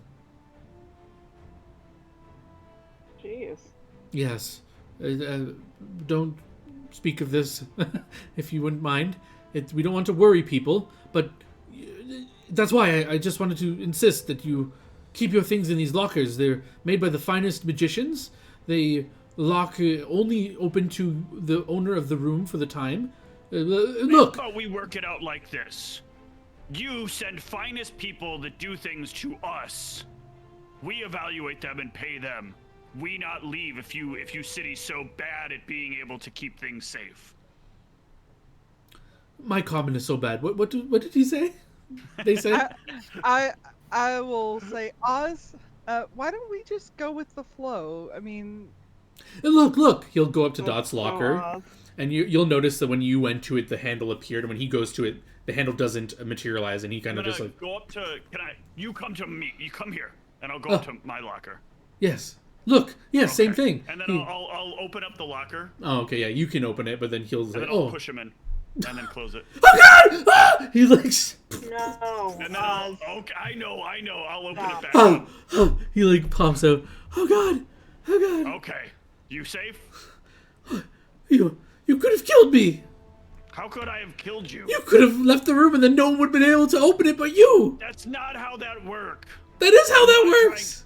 I'm not going to kill you. But I mean, you If could I was have. going to kill you, I would use this, and I'll like slam the axe down on the ground. Oz, Okay, Oz. stop freaking him out. I thought he would take joke better. Dot will start apologizing in halfling. It's okay. I don't know If how. it's safe, why he's so freaked out? I don't know how they expect me to work under these conditions. It's horrifying. Dot will give him 10 gold pieces. Oh, thank you. But this is how your friend almost killed me. He No, she was not gonna kill you. She's just dramatic. But I wasn't joking. Those safes are unopenable until you leave here. They could have walked out of there and thought someone would have come get me, but no one would have. We would. I'm not that stupid. We I'm would not dumb, have done that. but not that stupid. Well, you just seem like you don't believe me that your things are safe here, but they are. They are. If they were, then you safe in there, right? No, because the air would run out eventually. That's I need not it. why would the air run out? It's There should be air. Air can't get in. no, it's airtight. How you make air tight? It's magic. Air everywhere. He starts crying. Oh, magic make magic. air tight. Yes. Okay, hey Oz. Oz, come here. You need to Okay. just leave him alone. You're stressing him out. Okay. So I we- start singing him a comforting halfling lullaby. I can get blown up, but I can't have fun with the halfling. So will you leave your things here, please?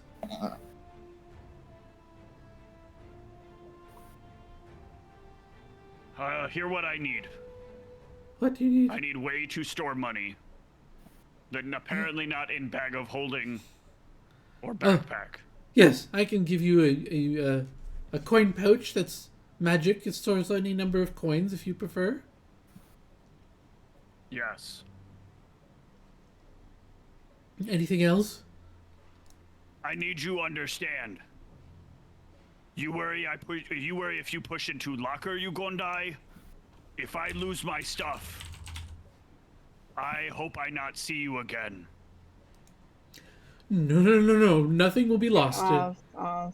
Everything will be exactly the way you left it. Didn't I just tell you to stop freaking him out? I doing what he said Yeah, put the also, backpack just... in the locker. What's the name of the item that holds the coins? Is it a coin pouch or what is it? Actually, I'm going to I don't know if there's actually a item for this. There's the Pathfinder pouch, which holds contents limit is 10 pounds. I think you have more than 10 pounds of gold. So in terms of coin weight, I have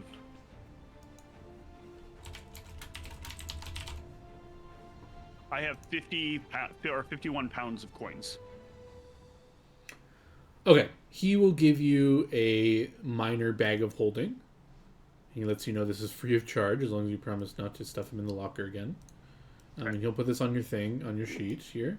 And that holds exactly 50 pounds, but just hold whatever extra coin is fine.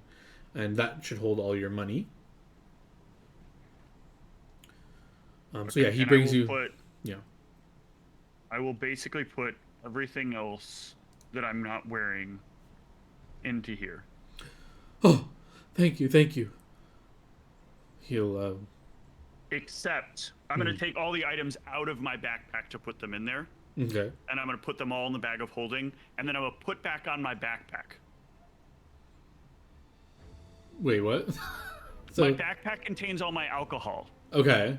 Oh, so you keep your alcohol on you. I keep my alcohol, yes. Okay, so he sees you do this and he says, again, someone might steal your whatever you left in there. No. I will show him that it's empty. Oh, okay. And then I will pour myself a drink from the backpack. And then take a swig. Oh, I guess that works.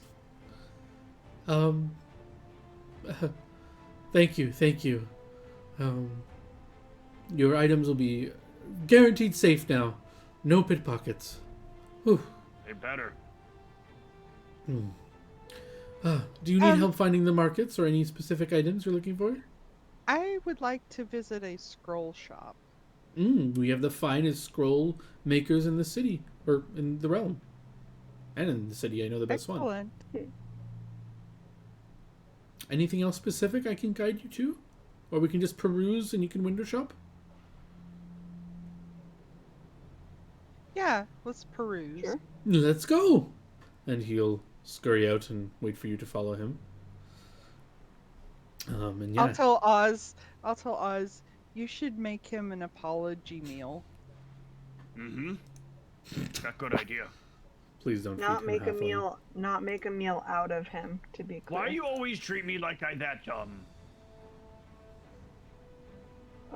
That's not dumb. It's just something you could misinterpret.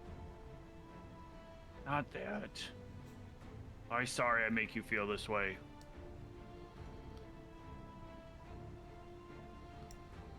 But yeah, if you're willing to follow the halfling out, he will guide you to the scroll shop first. And he'll bring you in. He lets you all like kind of go into the shop first, and he kind of comes behind you, closes the door behind you, and says, "Hello, hello." And he introduces you all to the person behind the desk. It is a elf who will greet you all, and he mostly talks directly to the halfling. He just says like, "Oh, what are they looking for?" And he'll say, "Oh," he looks to you, Dot. I will greet him in Elven, Ooh, the elf will nod. and I will ask for a scroll of sending. He nods. He goes behind the counter, rolls up a scroll, puts a nice little green little bow on it, hands it to you, or hands it to the halfling. The halfling kind of looks it over, says, "Very good work as usual," and hands it to you. I will thank him. Anything else? He says in Elven. Not just yet. Excellent. He nods, and the halfling nods, and he says, "All right, where's the next stop?" We need somebody who can magic enchant arm. Enchanters. Oh, you mean for gimmicks? Mm-hmm. This one will cost coin. Just so you know, this one was no coin exchanged, as he notes. I'm going to open up the thing and I'm going to like show a handful of platinum and then put it back in. Oh no! Yes, I know you have coin. I'm just letting you know that this simple spells like this are free for VIP guests. But this sort of work needs Free. to. Oh, Wait, will they cast them for free too? Yes, of course. Can you... I'm going to ask the wizard, can you cast Ascending for us? But of course, who am I speaking to? Ruby back. Ruby back. Who is Yes. Wait, did you mention that you know about the bald guy? The bald wizard yet? Yes, I did Okay, tell. that's what I thought. I just want to make sure I did remember that correctly. that? I need a good description of them. Yeah, I will describe Ruby back as best as I can. He'll chuckle and say, I guess the name was the answer to the description itself. I want to ask them, did they ever see wizard with bald head, lots of tattoos? Okay. This person you're speaking to, do they know how sending works? I think so. They had wizard they talked to before. Oh, So sorry. tell them this message from Oz. You want me to do this right now? Please. Very important. Oh, okay. He'll outstretch his hand for the scroll that he just gave you. No, this separate. Oh, a different This one. me asking, not her. Gotcha. Give me a moment. He starts. Well, he kind of opens his eyes. You're still standing there. This will take about 10 minutes. Do you all want to wait here for this? Yes, please. Okay. yeah, that's fine. And he'll Can I just tip start- you? No, not necessary. And he'll Okay. start casting the spell for 10 minutes. After 10 minutes, or is there anything you guys want to do in that 10 minutes? Do you want to talk amongst yourselves or say anything? Do anything? I'm I don't gonna wanna disrupt That him. was a good idea. Thank you. I'm gonna see how much the gnome is paying attention to all of us and see how close I can get to the door before he says something. Ooh. Well, first of all, it's a That's good halfling. idea. Maybe Gamix doesn't know or care about the sorry, difference. sorry. It's okay. Maybe Gamix doesn't care about the difference. But yeah, you can give me a stealth check if you're trying to slip away unnoticed, and he'll make a perception check. See how good your stealth is. It's pretty good, but this is his job. And I rolled for him. And yeah, so so the shop is about like 30 feet by 40 feet, and you're like back at the desk. So you're about like 20-30 feet from the door, and you get about 10 feet from the door when he kind of unexpectedly just like pops up behind you and taps your shoulder and says, "Where are you going?" Did you want to move on? We should wait for your friends. I wanted to look at some of the stuff over here. Oh, okay. He'll scurry off back to the party, and just like you can tell, he's like clearly looking at you, watching what you're doing. Okay, make a note of that. Anyone else wants to do Where are you anything? trying to go to, Gammox? Probably alone time like last time. Blow off Tent steam. help you, right? If I set up tent, that okay? Mm. Oh wait, I don't have tent. Yeah, he'll kind of call. Please, no tent setting up in the middle of town or in shops. Oh, Not. No, don't worry about it. okay. I think they just wanted to check out some things over there. But, Yeah. but I get it. You're getting restless. We should be moving on soon. He looks at Dot. Is there any other scrolls I can help get while he's casting that spell? No, that's okay. Okay. And yeah, 10 minutes will pass, and he will kind of open his eyes and blink and say, your friend said that they recognize this individual, and that they have not seen them since you last talked. Good. Thank you. Anything else I can help you all with? Did we meet the wizard they were interacting with? I smelled him for a moment, but then he got away before anything could happen from that. Oh. But I don't remember us actually meeting him. I don't think you did. But yeah, he looks around, and if you have no further need of him, he kind of nods to the halfling, and the halfling nods. He says, "It sounds like your business is done here. Off to the next shop." He'll kind of Yes. march out. He'll open the door for all of you and hold it open and just like motion for you to come out. Mm-hmm. You all assume you all come out. Yes. Excellent. As the last person kind of comes out, he like waves to the elf and then closes the door, and he says, "All right, what shop do you want to go to next? Window shop, or you want to go check out that enchanter for your improvements?" Let's start there. Excellent. And he'll kind of like march along and bring you to the next sort of shop. It is clearly some sort of like blacksmithy or armor. But behind the counter is this very dainty looking. Let me make sure these aren't.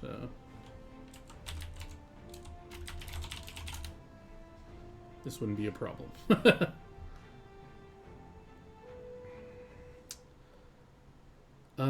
They can do this at will, right?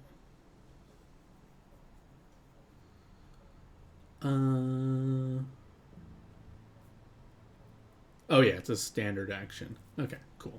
Just want to make sure I wasn't like doing something that. Oh no. Ooh, okay. Before going in here, he'll take out these blindfolds, and he'll say, it's very strange, but you all must put these on unless you want to become permanently blinded." What? Oh, okay. Well, you see, the owner of this shop, Why? she is so beautiful that she will blind you with just the mere sight of her.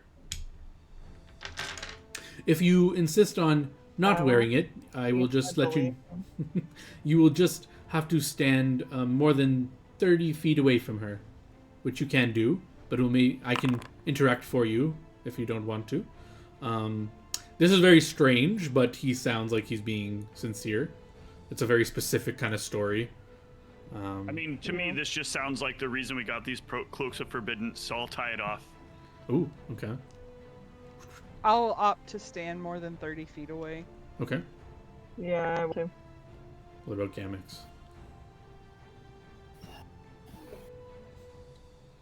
I mean, I don't need to be up front talking. Alright, I can just pass off my arm. All right. Does Save or become blinded, right? Because I know Oz is going to want to peek out of the... Yeah, the it is save or become permanently blinded. Yeah. DC 21, so...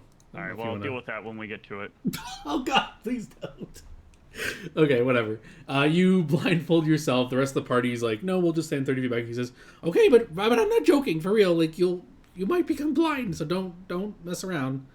And he'll put on a blindfold himself. And, or before he does that, he'll open the door and he'll say, there's a clear line in there when you walk in. Don't pass it. That will be within 30 feet of her. So if you stay behind that line, you're fine. Mm-hmm. And yeah, and as you guys come in, you'll see there's like this big yellow painted, like neon yellow kind of glowing line that's clear. Like anyone could see this. Like it's standing out. It's like glowing even. And it's like a few feet into the shop, and then further down into the shop, you can see this beautiful looking individual. It's like a delicate figure that she kind of like perks her long ears up as she sees the door open and points her head toward the door. It's one of the most beautiful creatures you've ever seen. And you can give me a knowledge nature to identify what this is if you didn't already know from the description. Well, it sounds like Steve knows, but you know. I do. Not all of us are Pathfinder nerds. Dot, you know this to be a nymph. Yep. Known for their blinding beauty, that if you get within 30 feet, they can't help it. But, oh no, a nymph can suppress this. No, they can suppress it, yeah. Well, they're But not. I feel like she would have it on until people came in. And they would still have the line just in case. Yeah.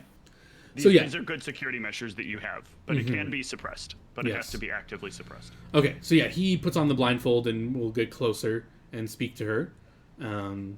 And you guys can overhear it if you want, but he just says, like, there's these VIP group, they're looking for enchantments, they're safe, they have weapons, but they've been cleared by the blah, blah, blah. You just hear him, like, giving a spiel, and then she nods and kind of raises her voice and says, you can remove your blindfolds. I trust I will you. do so. And she lowers her blinding effect, and he'll take off his blindfold and says, okay, yeah, you guys can approach and talk with her and deal with her. And he kind of hops back toward behind the line and just kind of watches you guys, and you can deal with her directly.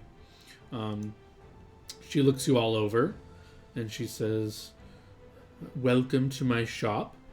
I am the most skilled enchanter, enhancer of goods and magical items that you'll ever come across. What can I help you with?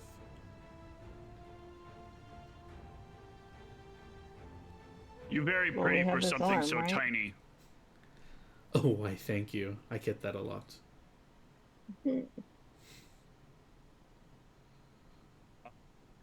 Fisty McFistface here needs upgrade to fist. The Fisty McFistface has graced me with their presence. I've heard of your tales. And is it already off? Did you already dislodge it or not yet? You still have it? Not yet. I am okay. waiting till the last possible moment. I happen to like my arm, thank you. She says, may I? Looking at your arm.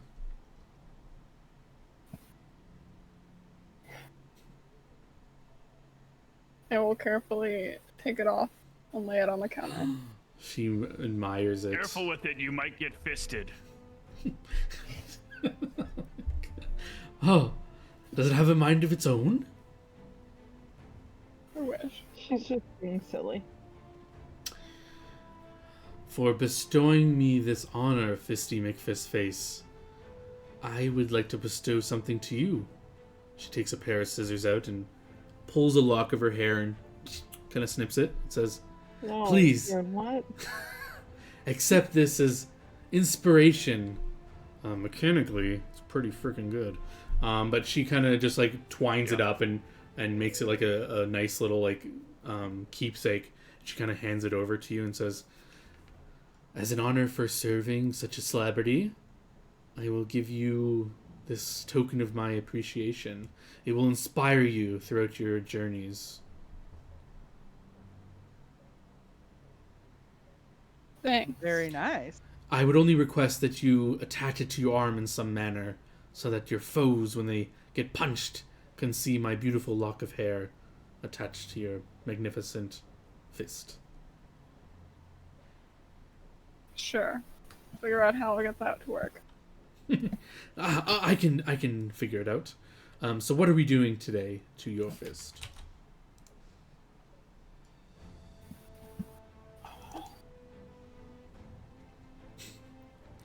Don't be shy. Tell me Better. what kind of upgrades you'd like me to do. Faster, stronger, harder, something like that. Out of character, what are we doing here? Plus Putting nimble on it. putting nimble on it. Okay. Nimble allows it to work with flurry.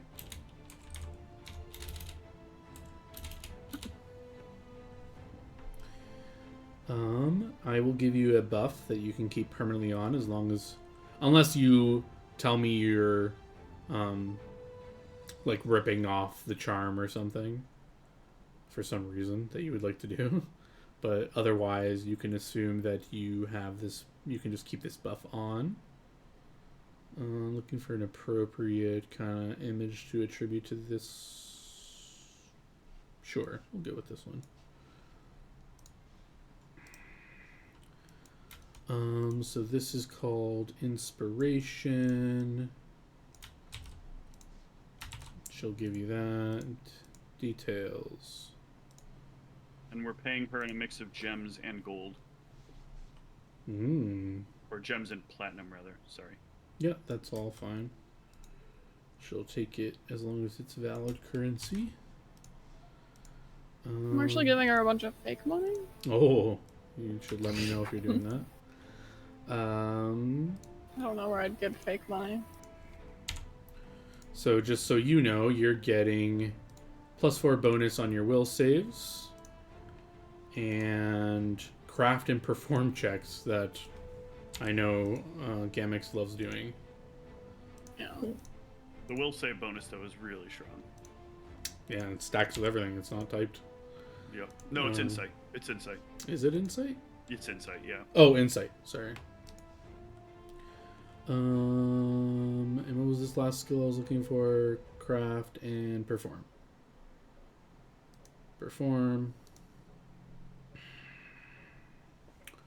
And we just said it was insight. Insight. I Insight. perform punch you in the face. Mm-hmm. Insight. There you go. You got inspiration. On. Oh yeah, look at that. It's a little hard. And yeah, you can apply agile to this, to your arm. She'll need a few hours with it, but what did you guys want to do in the meantime while you wait for the arm to be enchanted? While they're interacting with her and Mhm. everything, then would that take at least 10 minutes? Would Dot have time to cast Sending? Sure. Yeah. They were talking. They were talking about this favor. She cut her hair and stuff. Yeah, it's like 10 minutes. For Okay. sure. Well, I DM'd you the message. Oh, sorry. I do not get Discord pings when I'm streaming. I know.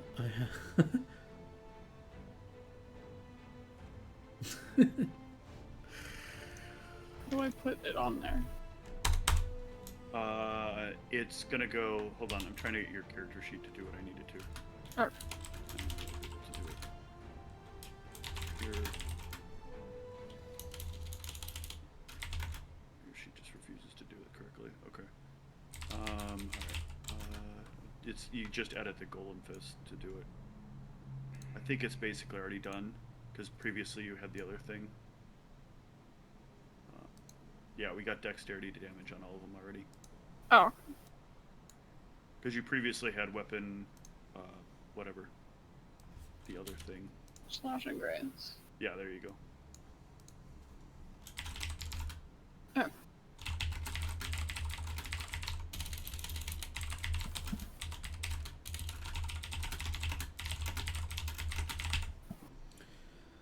Did you want me to DM you your response, or do you want everyone to hear it? Does it matter? It doesn't matter to me. Okay.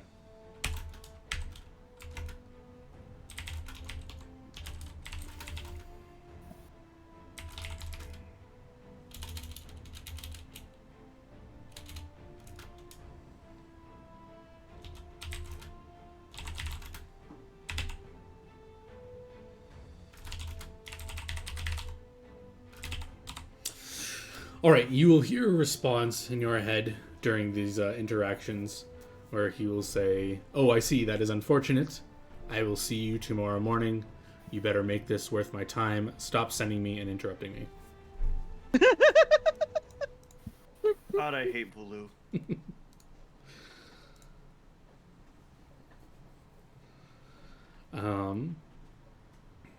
But yeah, the little halfling will kind of bounce around and say, "Where to next? Where to next?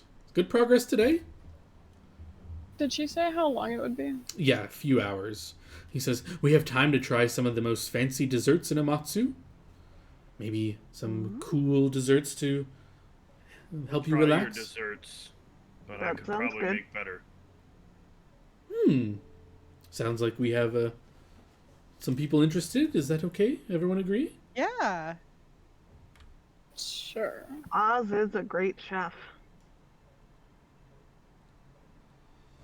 Maybe you pick up a new recipe or two, Oz.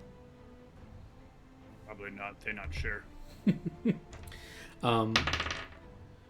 Yeah, he takes you out and he'll take you to just an open stand in the market here. And he'll, it's a halfling behind the counter here this time. And he'll introduce you all and introduce him and say, "This here is one of the best chefs or I guess you wouldn't call, do you call people who just do desserts chefs, bakers? Artists. I think you would consider them an artisan of ice cream, but I don't know. I like that. He's an artisan of the best artisan of ice cream in all the town. And some say the realm. You must try his frozen treats." And yeah, he will just take them flavors? out. Yeah, he'll take them out and he'll say, "There's only one type of..." He's talking in common and he has like kind of like this weird little accent to him. He's clearly a halfling that has not grown up with other halflings, or he's very good at just speaking the common tongue that he doesn't talk with the same like inflection as this halfling. He just says, "There is only one way to experience my craft. It is magically infused. It will present itself in your most favored flavors, but it is also crafted with the best creams and there's a special ingredient that will, I'm assured by your profiles, will not inhibit you in any reactions, but I guarantee you it will be the best frozen dessert you've ever had." What are you trying to get a sense of?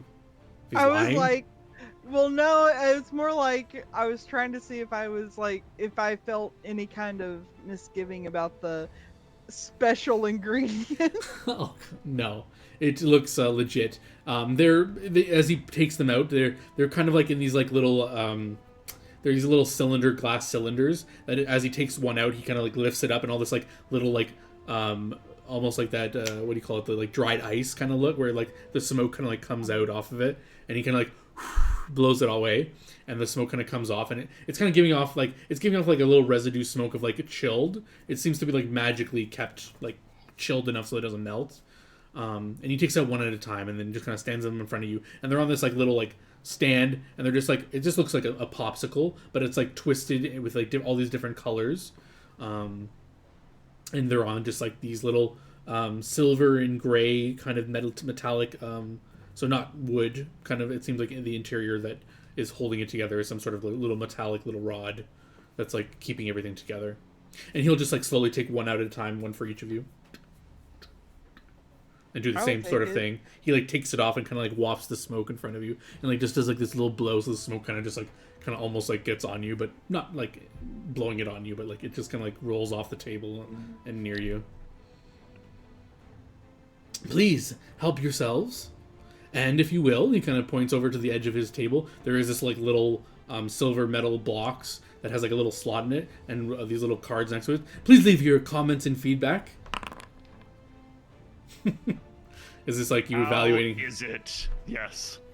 Like on a culinary scale, how is it? Does Oz do desserts? Like, does Oz, like, are you trying to compare it to one of your own desserts? Or Oz just doesn't saying, normally do cold desserts. Oz knows things as heat. Everything that Oz does is like made with sort of this like fury and anger, so it all has to be hot.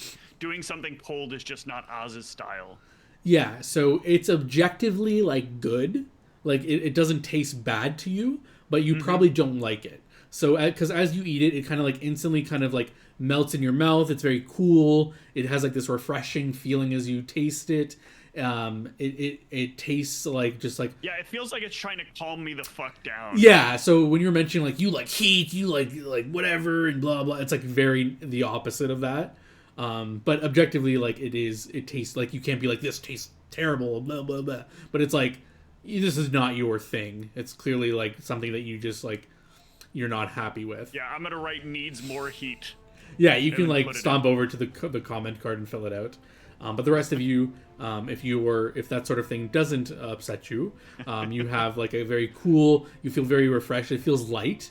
It doesn't feel like you've just like ate like heavy ice cream. It's like very like almost like a frozen yogurt kind of lighter kind of feeling compared to like a Shit, John, you didn't tell me it's froyo. Now I'm even more angry. I go into a rage. Oh my god. But it does indeed present like a flavor. It doesn't like it's not like a strong flavor, but whatever flavor you prefer does like hit your taste buds, just like the essence of it. So it's just whatever your favorite flavor is. It will just like identify and impose that into the treat. How complex does it get? Is it like a single flavor, or can it be like... It will be whatever your mind goes to when you think of my favorite flavor or my favorite like taste. It will replicate that. So if you like this very complicated like, oh god, it will do that, but I'm not going to describe that. But yeah, if you it just like triggers something for you to think. Well, it does provoke a will save. So like if you want to resist it, you can, and then it will taste like nothing, or it will still taste like the raw ingredients, but it won't have that special effect. He will tell you in advance that it obviously there's some magic involved. You'll have a chance to like resist it, but please don't let yourself fall into the flavors. So yeah, if you want to will save, you can to resist it, trying to go into your brain and read your moment of thinking of what's your favorite taste or flavor. But if no one will saves, it will get as complicated or as simple as you project in your head when you are instantly filled with the question of what do you crave to taste? What is your what's your favorite flavor? What's your favorite taste? So if you're just like obsessed with like lasagna or something, it'll taste like that. Lasagna ice cream. Dots is a maple cream. Yeah. It like I said, it's not like it doesn't overpower the whole treat. It just gives you like that essence of like coating that with the flavor so that it gives you like, oh, that's like my favorite flavor, and then it goes into that cream and stuff that he was talking about that he made the treat with. That it is prepared very well. So so like if you didn't have a favorite flavor that went well with like cream, would it be really bad? No, it seems like the magic just like gives you like that hint of that flavor you love, and then it like goes into the cream and stuff. So it'll make it work magically. It may like give you like a weird aftertaste if it's something like very bizarre. Like, oh, I like Indian curry.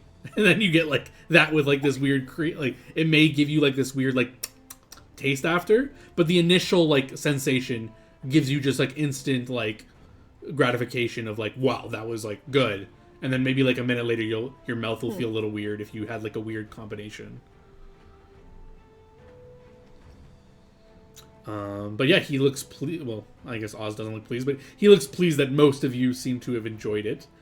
And he does encourage feedback on the comment cards, if you do have it.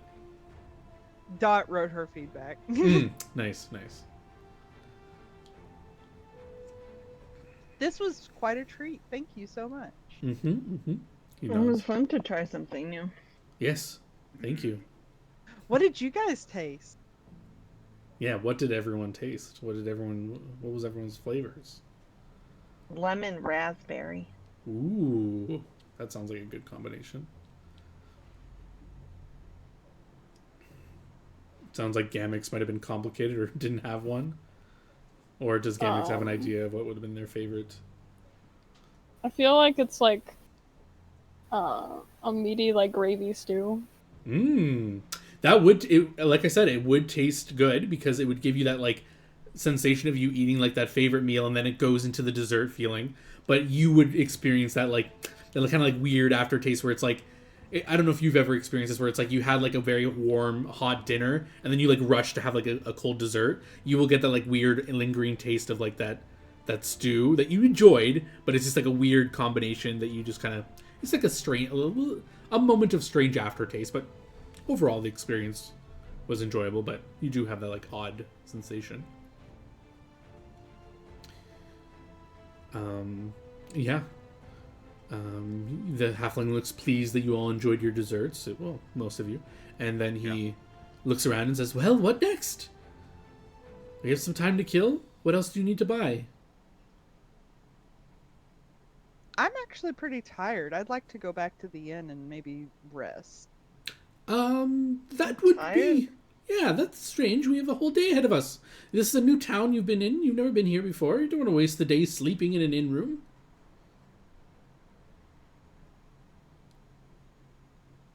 Do you have any, like, I don't know, alchemists in town? Of course. What are you looking for? Just to converse with my fellow practitioners. Sure. Well, this is a democracy here. What does everyone else want to do? Wait, so we all have to stay together. That's your rule? Seems like it. I just think it would be best if friends stay together.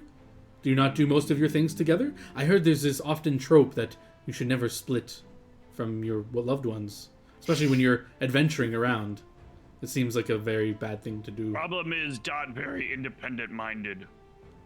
I see. Well, you can relax that mind for a few days. Spend time with your friends, vacationing, relaxing. I would agree. Maybe if relaxed mind, not blow up so much. But oh yes, please no blowing up. No, does everyone want to go see the alchemist? No.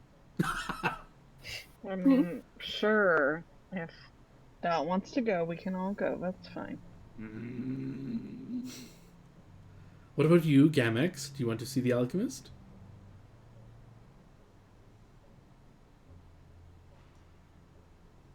Does Oz have anything else specific she would like to do? Or does she just not want to see the alchemist? I was trying to figure out items. Do you have any underground fighting rings? Oh, no. All our fighting is done above ground. Like your friend can attest, you can train there. I guess how this works for flavor-wise, you can train at the second half of the day when you're done shopping and stuff. But for now, you're shopping, so you will shop. Oh, no, I meant like, where people fight and you bet on them to win. Like more of a sport sort of thing. Yes, there is a monthly gladiator fight where people, gambling's legal, but there is for that one day sanctioned betting that you can do through the city. So yes, once a month. It seems like it will be in... he looks down and thinks for a moment. Yes, we're this day, yes, 15 days from now. So if you want to practice and prepare, you can definitely participate, although there's a whole set of liabilities and things you'll have to go through. Too far. Yeah, we were hoping, Fisty gets some fisting practice in.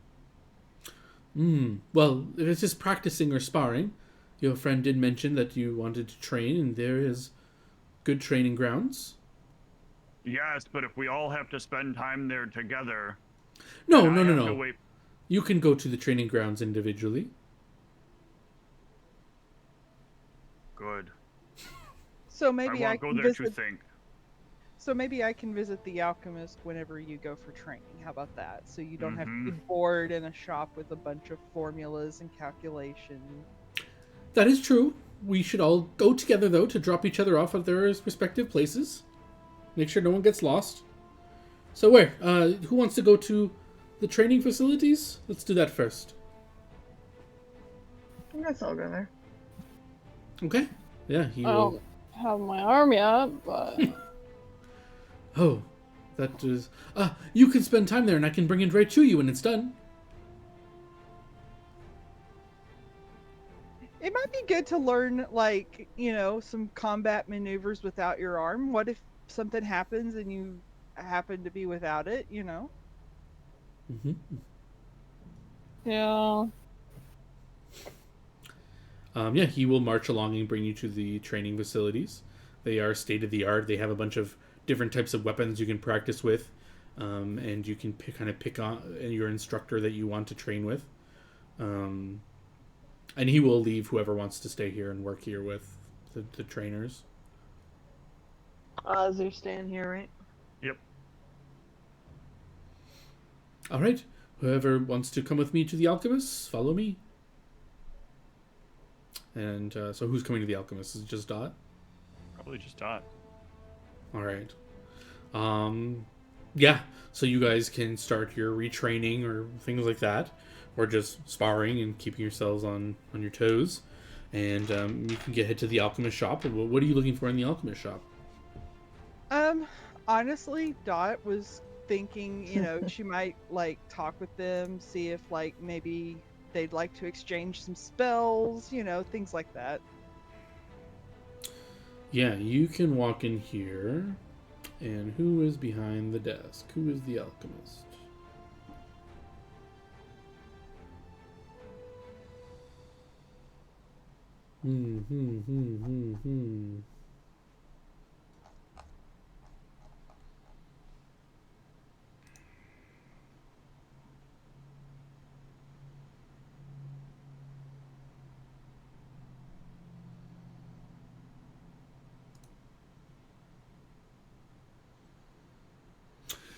As you walk in, you will see a creature or someone who looks human, dressed in loosely fitting animal skins and furs.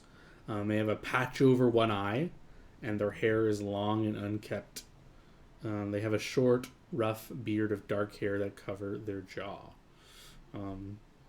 They look human, but clearly there's some special thing about them. You can give me a knowledge local to try and figure out what this being is, as they clearly are. As you get closer, they're not human, and the room kind of gets a little colder as you're walking in. Oh, damn. Nat 20.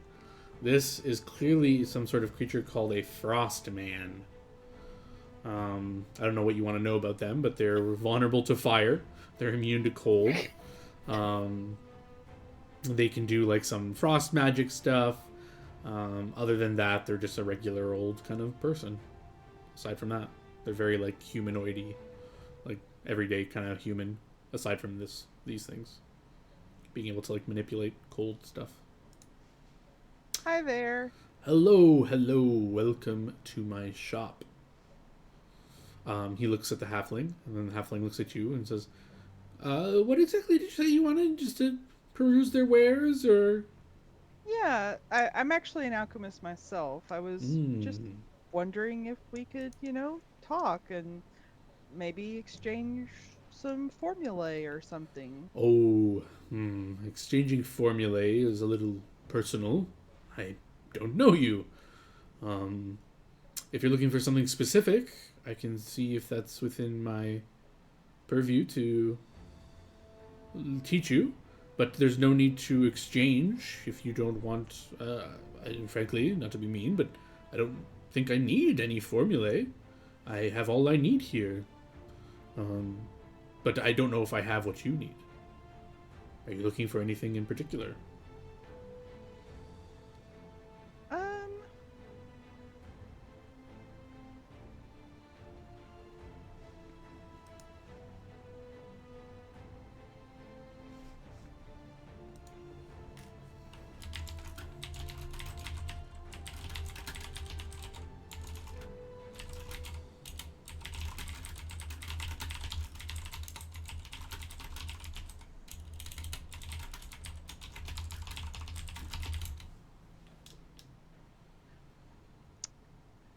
I was just looking at, you know, I don't know. I like to collect knowledge from various places that I go. Mm. Um,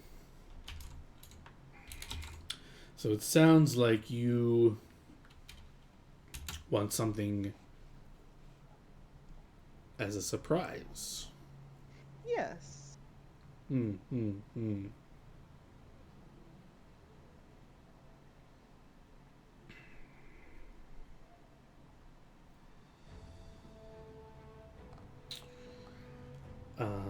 Let's see if I have something that would interest you. What sort of things do you get up to, you and your friends? I'm told you're a Well, VIP adventuring party visiting our city. What yeah. what do you guys usually get up to?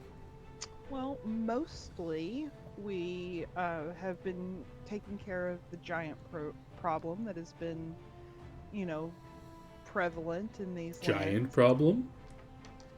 Uh, oh, haven't you heard there's been giants attacking the cities? There's no giant problems here. I see. Well, I suppose Amatsu's probably been very fortunate. It Hmm. the cities that have most been imperiled have been to the east, Hmm. but normally we're charged with going up to the mountains and fighting, giants, freeing their slaves, that sort of thing. Interesting. And what's the highest formula you can understand? Third circle. Hmm. I'm very close to almost getting fourth circle, but I just am not as experienced in all of that yet.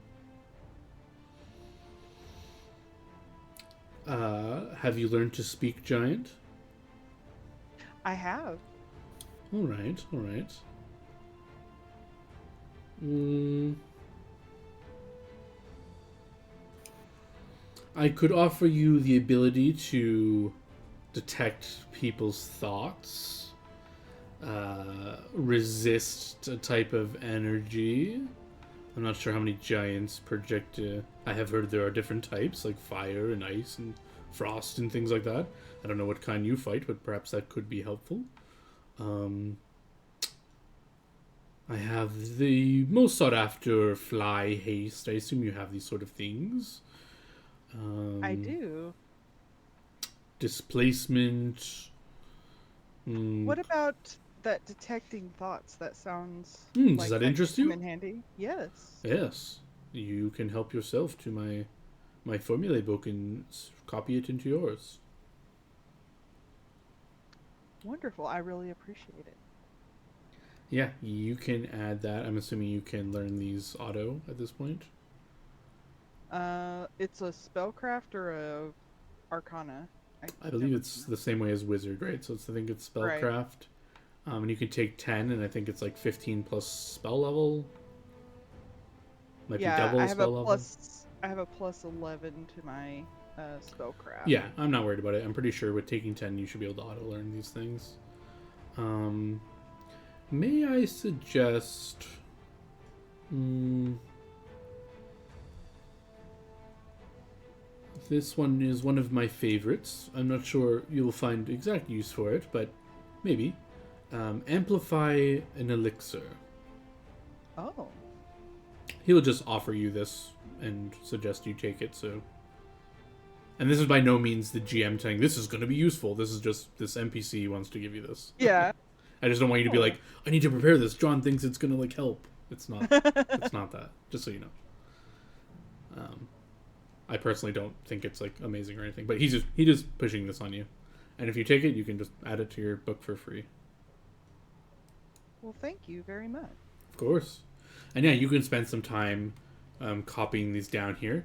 And back in the training facility, you will spar with these individuals and you will immediately tell that they are of caliber. Like they can hold their own. They're clearly like the one level above you to give you your retraining. You can start retraining the feats. They have all people of all disciplines available to kind of hop in and help you. You kind of have your own private little like training area.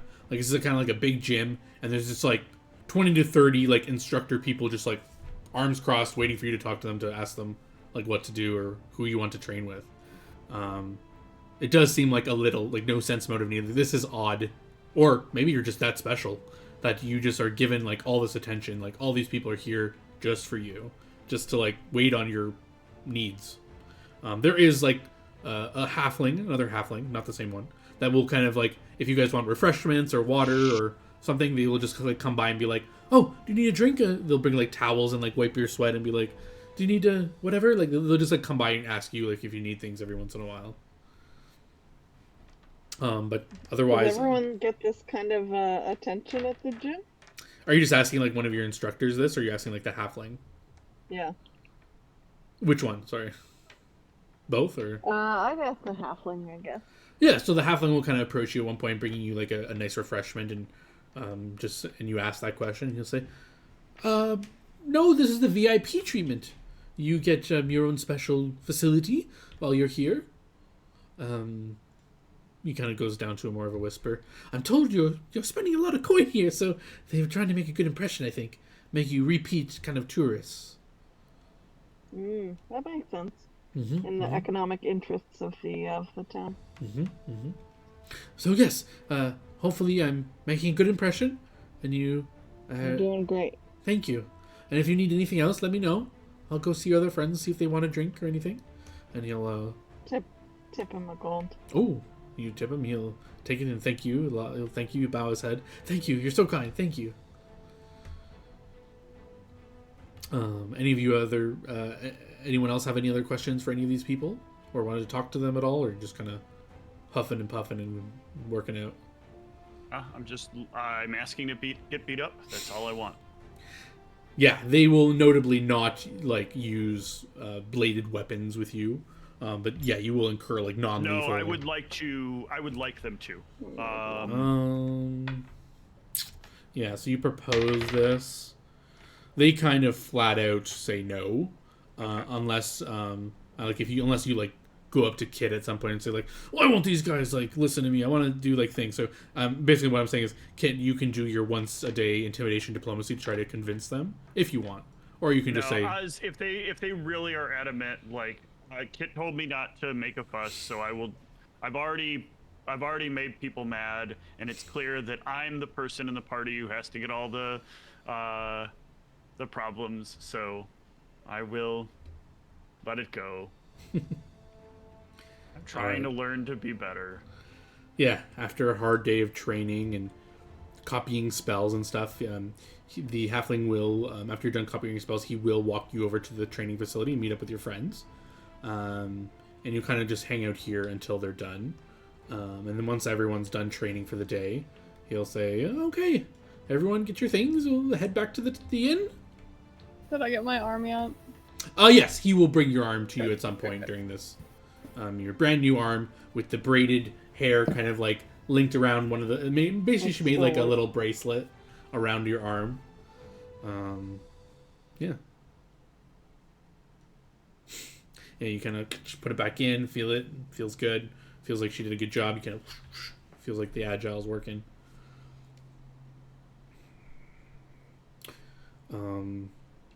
But you notice crumpled in the fist as you like put it back in and you release your fist. There's a little note written by the nymph.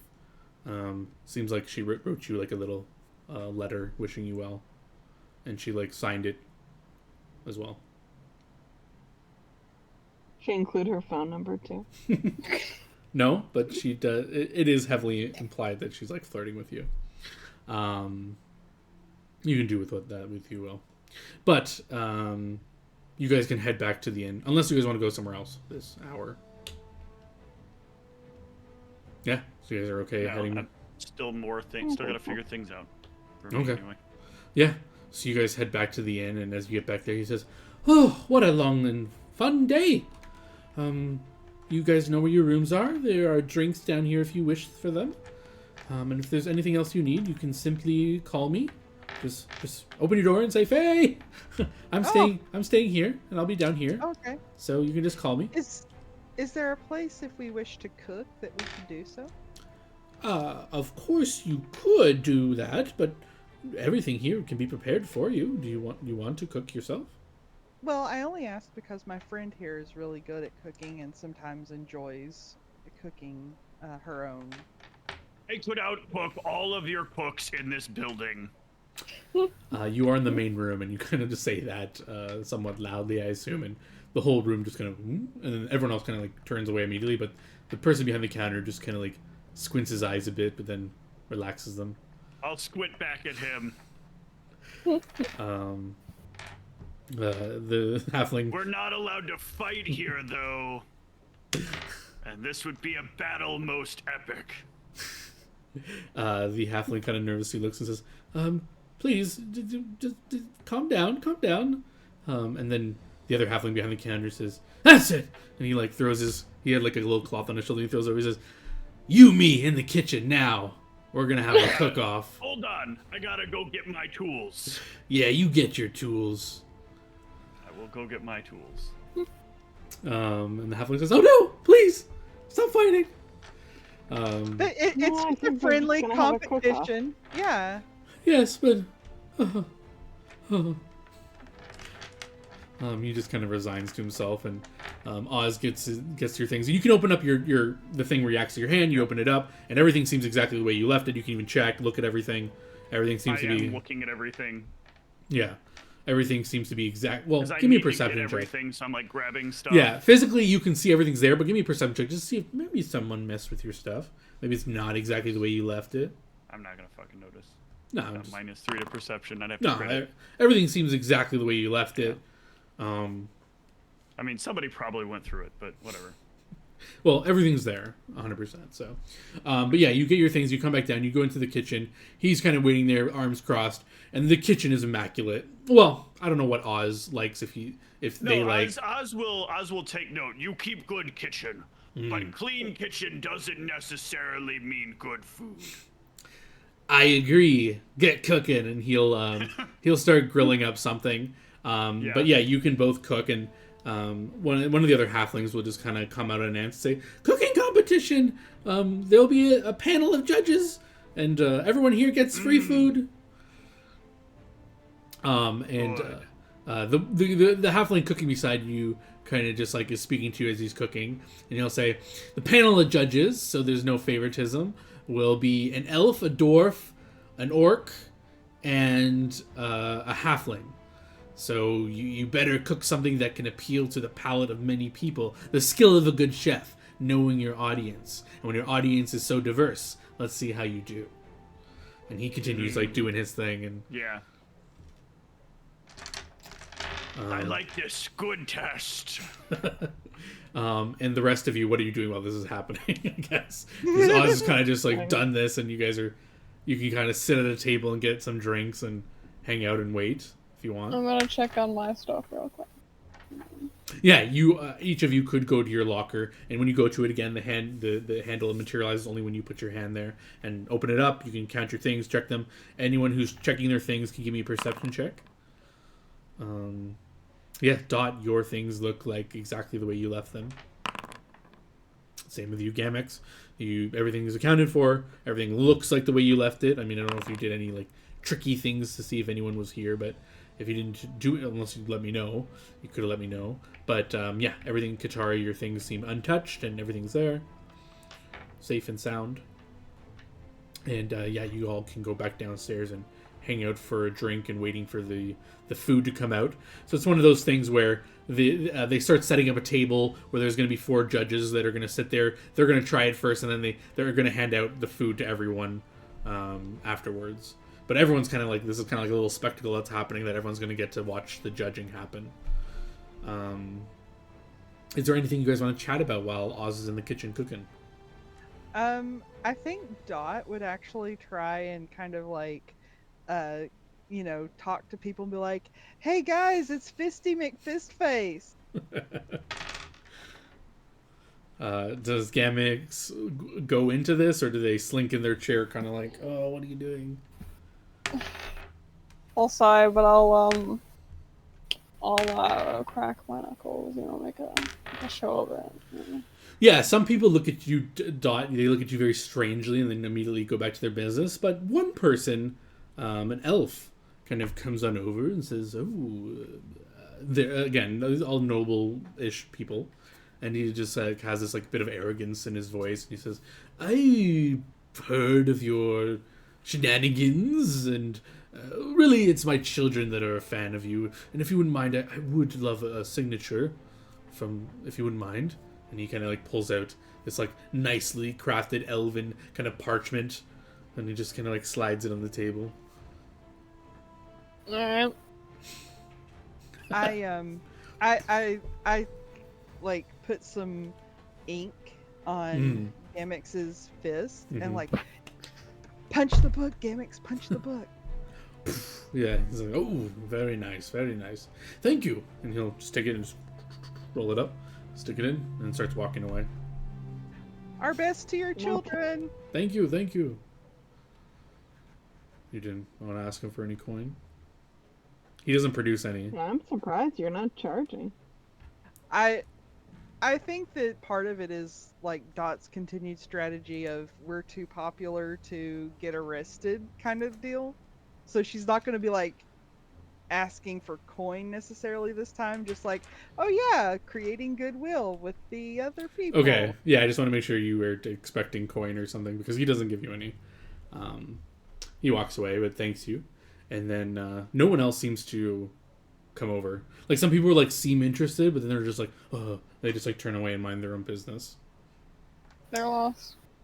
Yeah. As you're like shouting that around, the halfling that you are, Faye, that you're accustomed to, kind of comes over to you and says, "Oh, please don't shout at the other guests. It's a little unnerving. A lot of these Hey. are from in the kitchen. What's going on? You need to come here. I need an answer. Oh, yes, I'll be back." He like scurries on into the kitchen. What is it? What is it? You didn't burn yourself, did you? Are there any foods here that are illegal? No. Well, I don't know if I need to mention it. There's no way you would have any of it, but it's long since extinct dragon meat, he says in like a little hushed voice. But that's just your town that make it illegal. Yes. Why? It's addictive. Okay. In right quantity, not so bad. No. Any quantity can make someone want to hurt other people for it, cause pandemonium, especially now when it's short supply. There's no dragons around. Causing an addiction to something that's short supply cause issues. So if I had it, it would be against the law. If you specifically had it, no. If you... And what if I fed it to other people? Well, just don't do that. But no, it's technically not illegal. But it's not a nice thing to do. Trick people into eating food that they shouldn't eat. Not a trick. Well, I'm in a food competition, and you're taking a weapon out of my arsenal potentially if I have it.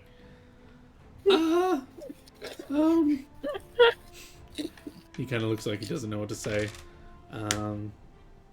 I would highly suggest you don't use that meat if you theoretically had it. Which I'm sure you don't, because that would be a weird thing to have. Fine.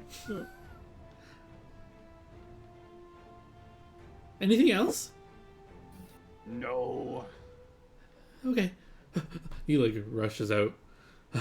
Goes back to your table. "I'm so sorry. But yes, please don't yell at the other guests. They're very shy, and they like to keep to themselves, and you're creating a bit of a ruckus. If that's okay." I'm just, pumping them up. This is a spirit of competition, and, my friend over here is a pretty big deal in certain circles. Oh, yes, of course. I just, everyone here is kind of a big deal. This is the VIP tavern. But yes, I get your point. But, yes, just try not to, yes, that's fine. Well, he's out there talking to them. I'm going to pull out one of the cut strips of the dragon meat I have and lay it down next to the cook, the other halfling cook, and be like, "Do you know what that is?" continue to cook the rest of the stuff I'm cooking. Yeah, he'll like take a moment from his thing and just like come over, just like sniff it, make a check. Ooh, he kind of looks at you a little strangely and says, "I haven't seen this in ages. This is dragon meat." You got good eye. Got this a while ago. Turns out I can't cook with it. Well, as long as you know how to prepare it, do you know how to cook it to,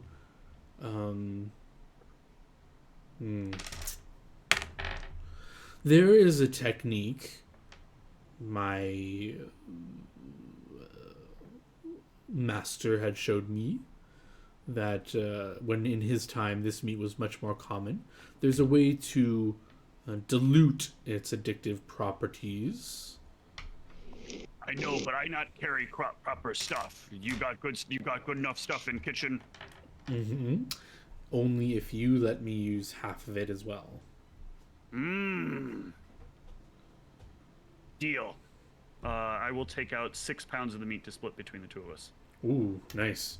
He looks at you as you pull out 6 pounds of dragon. Says, "How in the earth did you get such fresh dragon meat?" We fight creature that flew through sky. It come down out of brazenness to fight us. You telling me you killed a dragon? I'm gonna like gesture to the massive axe I have on the other side of the room. You ask yourself that question. But not so much that you couldn't do it, but they haven't been seen in the past 30, 40 years. You're telling me They you... never stop being around, I sure. And I sure I kill one as sure as you smell it. Well, the proof is in the dragon meat, as they say. I guess. Huh. Interesting. Well, he kind of cracks his neck. It's been some time since I worked with this meat. But I got advantageous kind of meat from dragon I can use. And I'm going to, like, lift out the lips of a wyvern, of the wyvern that I have. Maybe I add a little of this, too. Ah. Interesting. Well, all the power to you.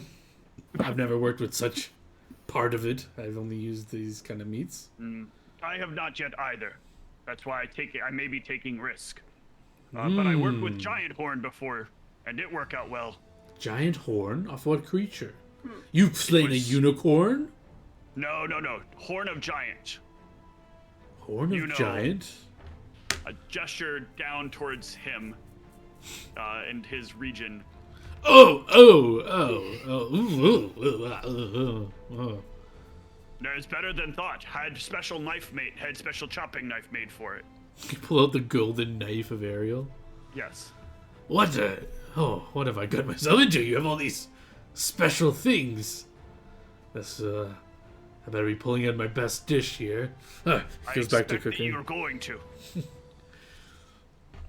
And I'll get back to it. Yeah. He, tries to perform his best here as you're kind of bringing out all these random artifacts of cooking and, rare things. My plan here is I am basically making a taste of our travels. I'm trying to, like, sort of bring down everything into, like, one condensed meal. Very cool. Anything else you guys want to chat about before we go to the cooking results and the competition to see what happens? And I have ideas for my success and my failure that I will be happy to explain. Yeah. Give me 3 profession checks, and we'll take the average of the 3 of those. Very fair. 1. Okay. 2. Ooh. 3. Oh! The Baby. gamut has been run. That's an average of 35.33 repeating, of course. And let's do his. So remind me, what were the people that were eating again, or that were we're eating? It's a very different cooking competition. Maybe that's part of the failure scenario as Oz eats them. It is a dwarf, an elf, an orc, and an halfling that are going to be the judges of this competition. So I will make Dwarf, his elf, checks. halfling, orc. You said dwarf, elf, halfling, orc. Trying to write them down. Sorry. Yeah, sorry. Well, let me just finish these checks. Okay. And then we'll determine the winner here. Divided by 3. Ooh, okay. What do we say here? A dwarf, an Dwarf, elf. halfling, orc. Yes, those are the 4. Oh, there's 4. Okay. Yeah. I thought there was 6. I don't know why in my head I thought 6. I might have misspoke. It should be a dwarf, halfling, elf, orc. Okay. Those 4. Got it. No, I think you did say 4. I think I just misheard 6. And yes. During this cooking, I will need a will save from the party. As you feel some sort of invasion in your privacy during this cooking. Okay, so this is like scrying, not mental control. Perhaps. It's very important because I'm mind buttressed. Oh, well, yes, you do feel an attack on your mind. Okay. Or not attack on your mind, but you know. I will also be using my lucky horseshoe. Okay. So that's an additional +3. Oof. +4. Well, It's it a natural changes one. +1 into a +4. Oh, okay. So it's an additional +3. Yeah, unfortunately, it does not matter what bonus you have because a natural 1 is always a failure in saving throws. Yep. Everyone but Gamex has like a feeling of being watched, which isn't maybe weird because everyone's around looking around and there's a lot of people here. I am forbiddenced. You are forbiddenced. I have the Cloak of Forbiddance on. I don't remember if that affects this. Let's check. Seals an area against planar travel. Yeah, you're not being teleported anywhere, so I think you're fine. Okay. I thought it also stopped things from... No, okay. Yeah. All forms of travel. Okay, no, we're fine. Yeah, you're not teleporting anywhere. Just making sure. But yeah, you all feel like you just have a slight feeling of being watched. Oz, you kind of look over at the other chef, and he's kind of minding his own business, focusing on his meal. So it's, I think Oz has gotten used to this because I think this is like this is not the first time Oz has felt this. this would be the second time. Well, I don't know. Like the third or fourth. Is it? Maybe I'm wrong. I just can't remember. I wasn't keeping. This is like the track, one party I've not scryed on much until recently. Yeah. So it was just Did- like What happened was I kept being in locations where like I was adjacent to where scrying was happening. right. Because I think you passed your saves a bunch of times. Yeah. And stuff. Yeah. Is this the same feeling I had when I was on watch Yes. in the cave? Yes. But it's less of like a paranoid, like, oh, like that's weird because you're in the cave, no one's here. There's literally like a room full of people who are just like, every once in a while someone will glance in your direction, look away. So you're like feel like someone's looking at you, and then they're not, but yeah, you get that feeling for about 5 minutes or so, and then it goes away. But then the feeling kind of maybe dissipates when the competition is over and the food is being brought out. They of course don't reveal who cooked what to not have any accusers of home advantage or anything. Yeah, just to lay down the thing as they're bringing out the plates. I didn't realize they were going to array the plates out in the order they did. I had like a specific order for what plate was supposed to go to who. And so as they bring them out, you can tell the person who's bringing the food out to say this one goes to the orc, this one goes. No, but the Oz doesn't realize it. Oh, okay. So Oz doesn't think about it. They're like picking up the plates and bringing them out, and then you can see like the wheels start turning, and Oz realizes like they set down the first plate, like, oh no. But yeah, they will. Is there any description you want to give for the food you've prepared? Is there any special thing because you said it's like a combination of your journeys or something? So Oz has worked very hard to try to like bring together a lot of the things from the journeys. So some of the like fresh, some of like the fresh herbs that she got from the trip to Komodo.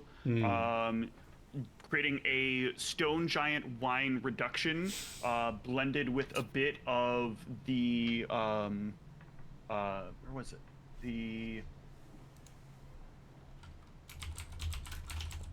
Another thing that I had somewhere.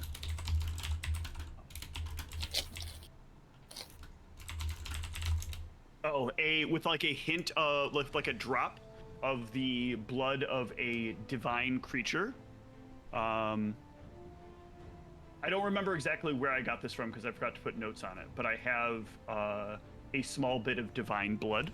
Or that was from the altar last session. I think The so. cave. Yeah. I then take it. I cook the dragon meat in a very in the reduction, coating with a proper blend of spices and some light fruits to go with it, and a hint of garlic, and then I top it with a kind of a scraping of bits from the imp carcass over the top of it. Like I take out like a microplane and I am like shaving bits of the imp carcass on top of it, flipping it, letting them cook just enough, and then flipping it back.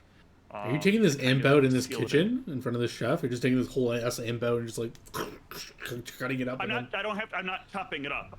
So I've already got it pre-prepped. You pre-prepped it? Are pre-prepped, yeah.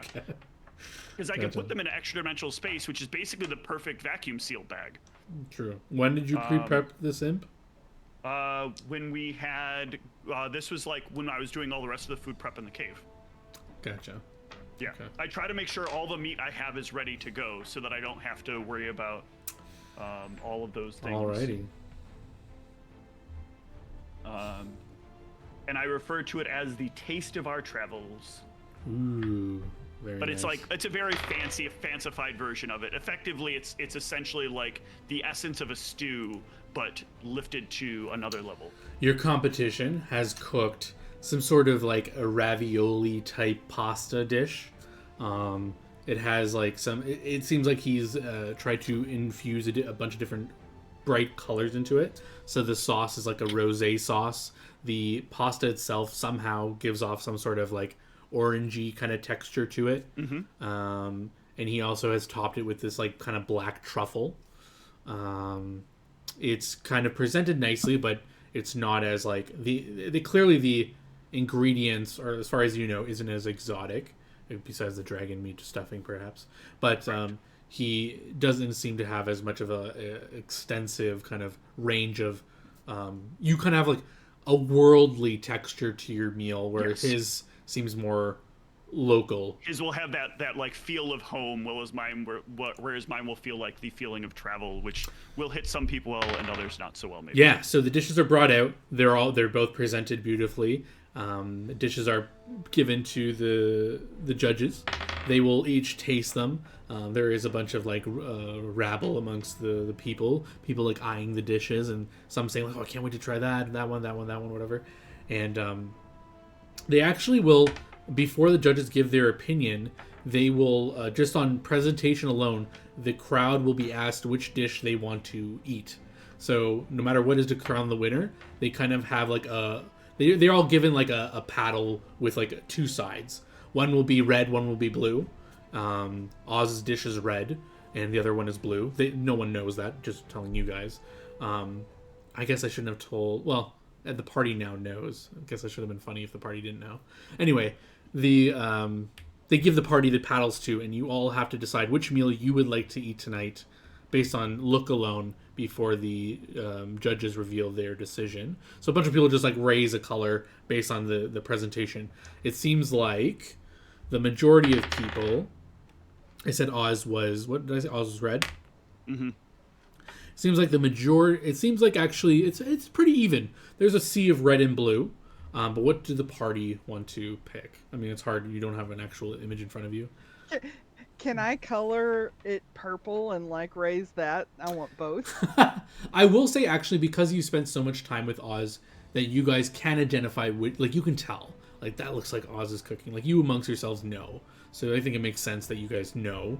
But you can still say like, hey, I want to try the other guys. So like you can You can try. You can color it purple and try to see what happens. But what does the rest of you do? So Dot tries to be creative and tries to indicate that they want to try both. What about the rest of you? Do you want to try the one that is clearly Oz's creation or the other one?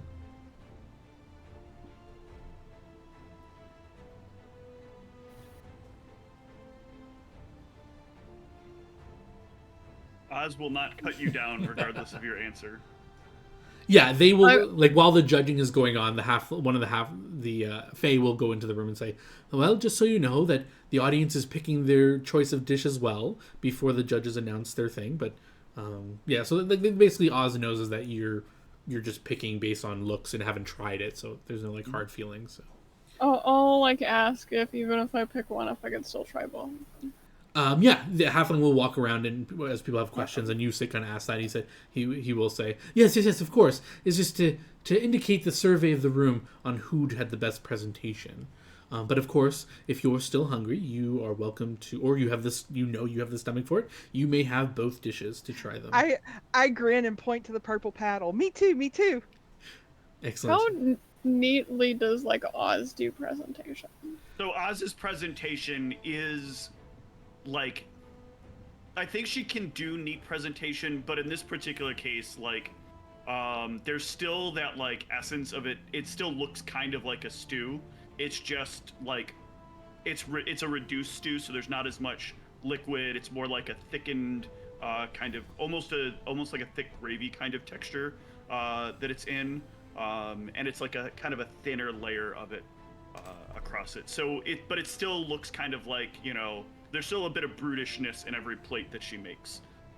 I did establish earlier in this session that one of Gamax's favorite flavors is stew, so I think I have to go red. Excellent. You make your choice red, but yeah, you could try both if you want. The paddles are noted, and the halfling will come back in, and he'll say, well, in terms of audience reception, presentation goes to our home chef. But the judges will do taste now. Others do it for most people. He looks at both of you and says, since you created your dishes, we have some magically assisted sous chefs, if you will, that can help recreate your dish for the mass, so you don't have to sit here and cook all day, or you can help cook your meals for everyone. But the winner obviously will be compensated in some manner, but you don't have to cook your own meal. We assure you the sous chefs are well trained and can replicate your meal. Probably not as good as you, but enough that you don't have to slave over your kitchen and can spend time with your friends if you wish. How about we make deal? I turn to the other chef. Regardless of which one of us wins, we teach each other's recipe, and we cook together as a team. I like it. One amendment. You will be responsible for cooking my dish, and I will be responsible for cooking your dish. I like it. Excellent. He will shake your hand and agree to those terms. Yes. And the judges will take their time. They'll slowly test the food, do the food critic thing where they kind of taste it and stuff. And a 3-1 vote will indeed vote for Oz's dish as the winner. And it will be close. They will hesitate, they will think, but 3 of them vote for Oz, 1 of them votes for the halfling's dish. But overall, your dish is well received amongst the judges, and it's the elf that voted for the halfling's dish, isn't it?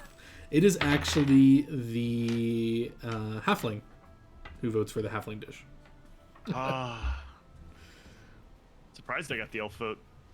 Yeah, you got the elf vote, and which does surprise a lot of people since elves usually do like fancy looking things, but taste won this round, and yeah. So with that in mind, the cooks will task each other to cook each other's meals and be making meals as they come out of the kitchen for everyone to try. And in terms of compensation, you get a choice between... Yeah, because this is pretty expensive. I'm basically spending dragon meat on this. You'll get the choice between Um,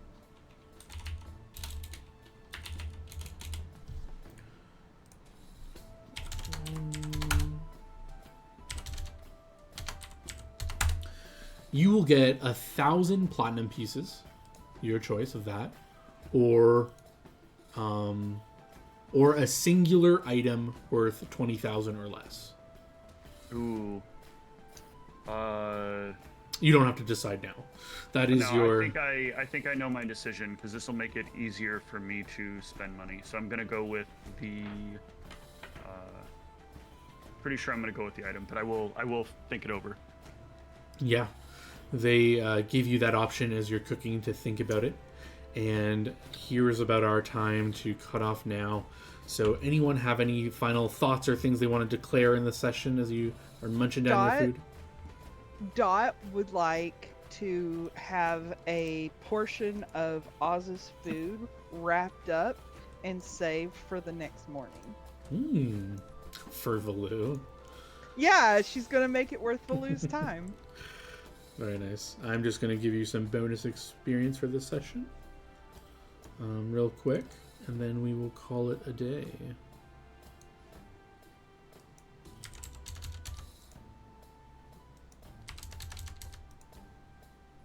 There you go. Got your experience for the session, and I will close it out unless any last words. Excellent. Stream will be going down.